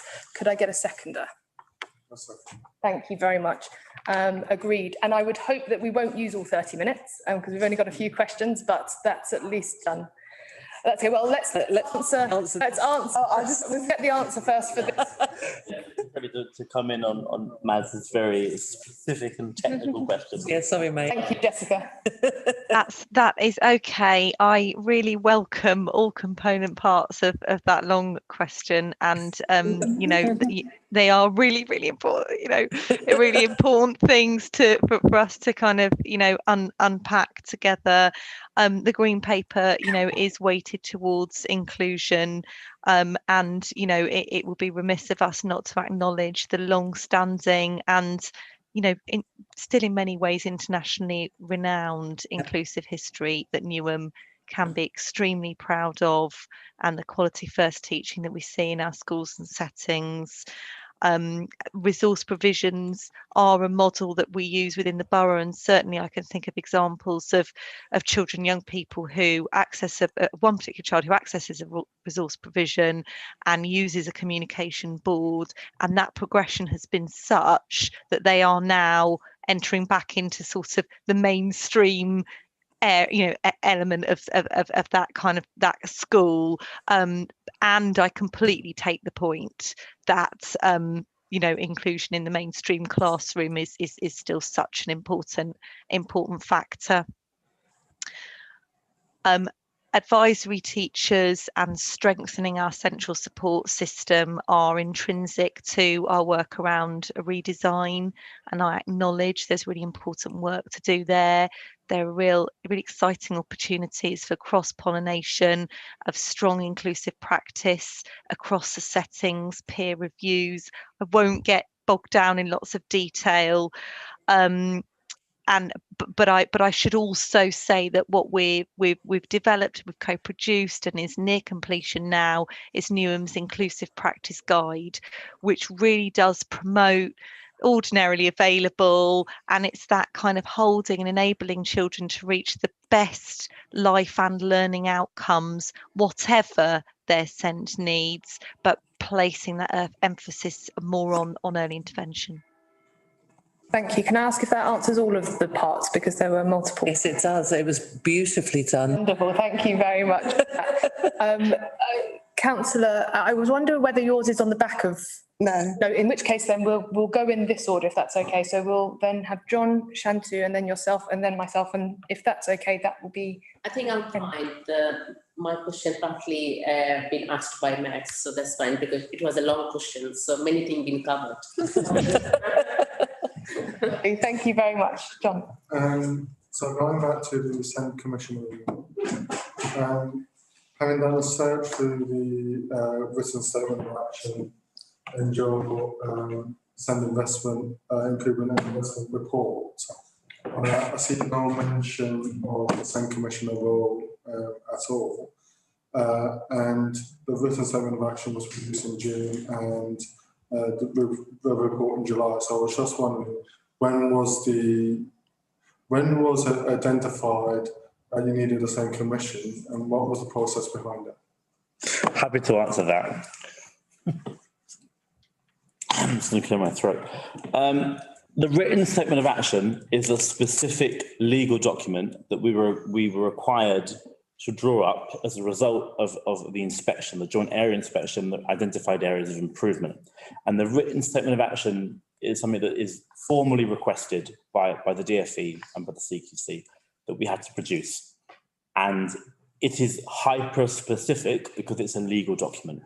The SEND Commissioner originates from a commitment manifesto for the Mayor of Newham. Yep. And as a result, we have sought to deliver it as per the Mayor's desire for this position to add value to the service and to ensure that there is an additional layer of both scrutiny and independent thought on how we improve SEND provision in the borough.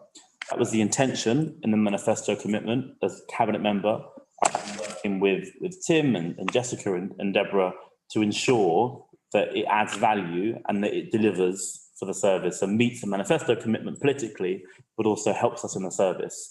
There is no requirement for a SEND commissioner, but I'm confident that it will add value and build on the work completed by Jeff Lindsay, who is mentioned in the update report.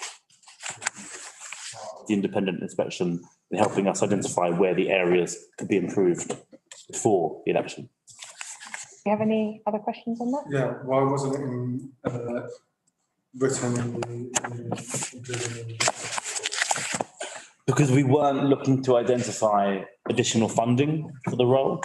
At that point, the role hadn't been scoped. The commitment in the Mayor's manifesto and the investment programme was being drawn up at the same time because it was based on what we were putting in the written statement of action at the same time as the election.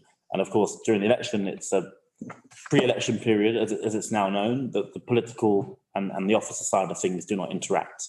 I'll go back to you, John, but could I just ask what prompted the scoping? Complaints.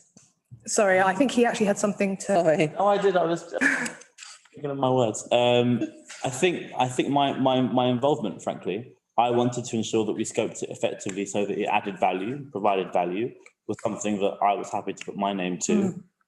And I think we've reached that point. And sorry, when did that begin? The scoping? Oh.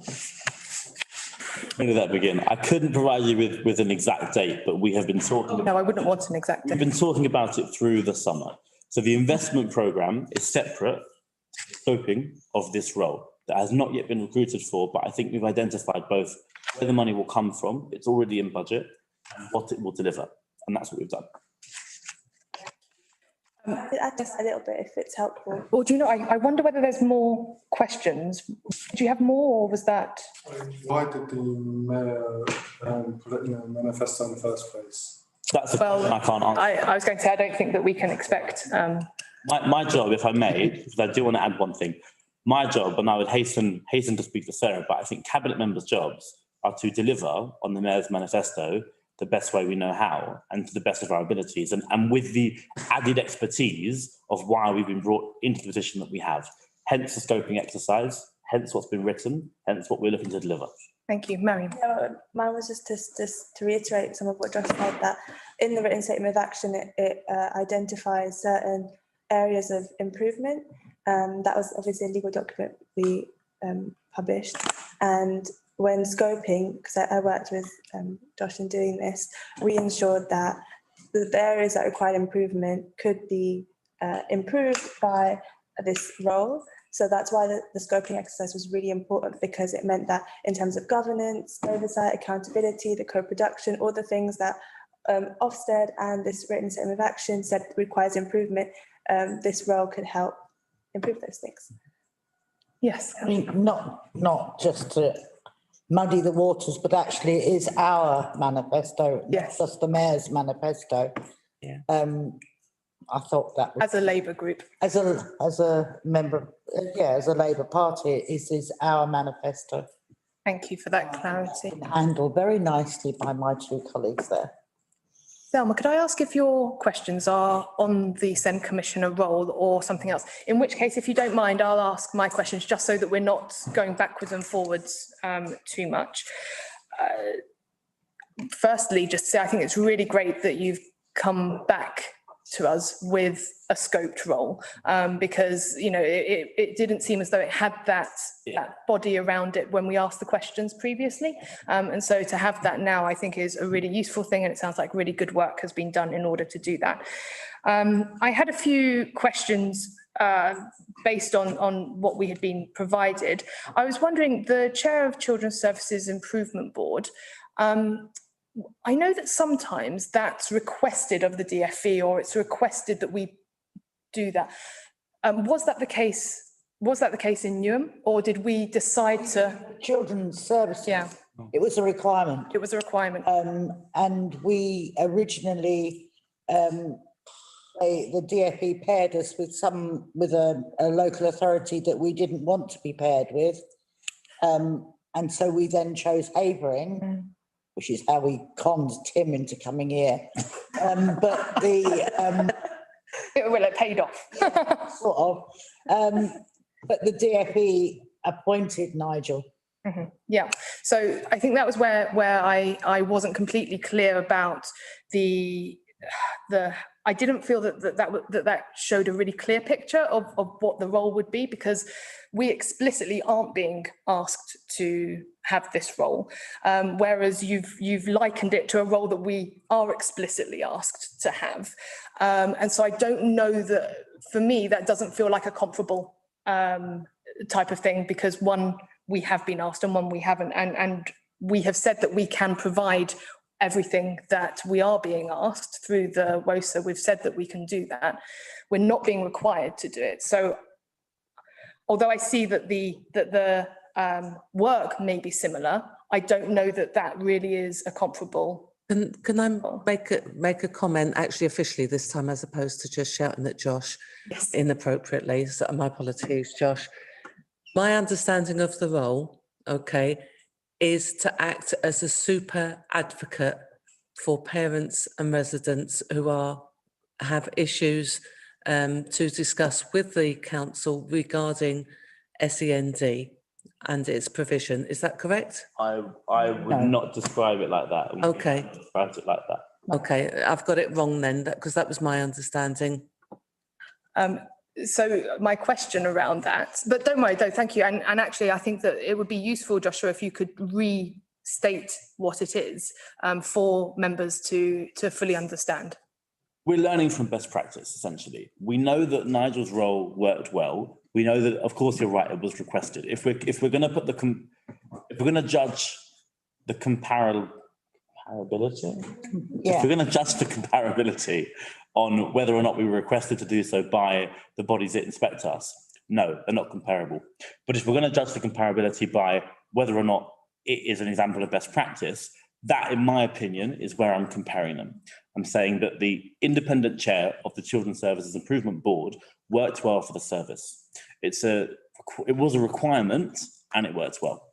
This is not a requirement, but it's my belief that this will work well to deliver the change that we know is needed. It's a similar level of change in some areas of the SEN provision that was required in children's services.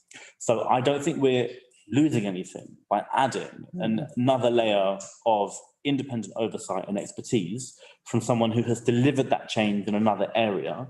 We're also demonstrating transparency and openness to learning.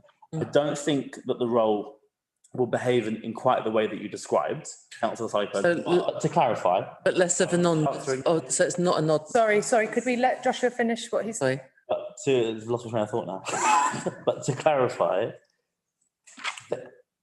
they will have the expertise and experience of somebody who knows what it is like to function on a service that isn't delivering what the parents and carers that you describe expect from the authority, from schools, from healthcare providers. And that outside knowledge, I think, will help us deliver a better service.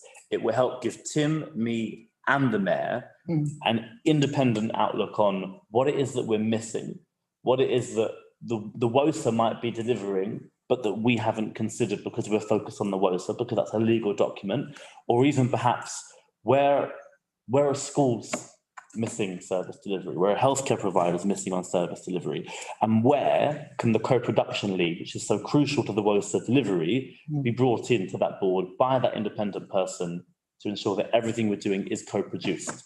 That's what I think it delivers, not necessarily a champion or advocate of any particular group, but an independent person tasked with bringing those groups together. And just to confirm before, Mariam, you're very welcome to add to that, just because you keep mentioning almost the lines of communication. So this will sit and then directly report to yourself, to Tim and to the mayor. Is that correct? The line of governance is through to Tim, first of all, because he's the corporate director. They won't be someone that sits underneath Jessica, but because they'll be independent and sort of outside that scope, but they will report to Tim. Tim will then, on their behalf, report to me, and a written report will be produced for the mayor for her independent oversight. Thank you for that clarification. Yes, Marion. Say quickly, because I know we're running out of time, but having someone independent and having that level of transparency with that independent person means that you build trust with those parents. So as you described, it really helps to develop that relationship, and that's really important. It kind of puts humanity in the... That was my thought. I missaid it, but my thought was that was the onus, one of the main points of the post. It's not to say that they wouldn't, that they wouldn't trust us at this point, but just to say that we are so confident in our, in what we want to deliver for residents, that we want to put someone there that everyone can see is someone who's transparent and accountable. So it's a part of the role, but an important part. Thank you very much. Does anyone have any other questions on the SEND Commissioner? No, I would like to say thank you for that work being done and actually seeing the outcome of that. And sorry? Nothing. Oh, I thought I heard you say something there, but I didn't say a word. No, nothing came out of your mouth. Thank you very much. And last question, and then we'll be out of here before half, I'm sure. So just on the topic of self-provision, I had some casework about a parent who's saying before the summer holidays, her child is required to have transport to school because of her child's needs. However, that transport, sometimes it's available, sometimes it's not. Can I just ask before you finish the question if it's going to be a casework focused question? So is it going to be very specific to one person? Okay. It seems as though there's an issue with transport to school. Some resources that are available to children of SEN. Is this something that is brought to your attention? Is it like a loophole? Is it an issue? Is it something that you've got plans to work on? Is it part of your investment programme? I can't speak to individual cases, but I do know that across the council in quite a lot of areas and across all provisions, there is a shortage of staff. There is an increase in staff who are unwell. We're still feeling the effects of the pandemic. I'm very happy to bring in Jessica to talk about specifically the transport service, because that is a specific area. But we should bear in mind, not just as for this committee, but as the council as a whole and as councillors, the pandemic is not over. COVID is still here. We're still living with it. I still hear about people who contract it and suffer from it. And as an employer, we still have staff off sick because of COVID.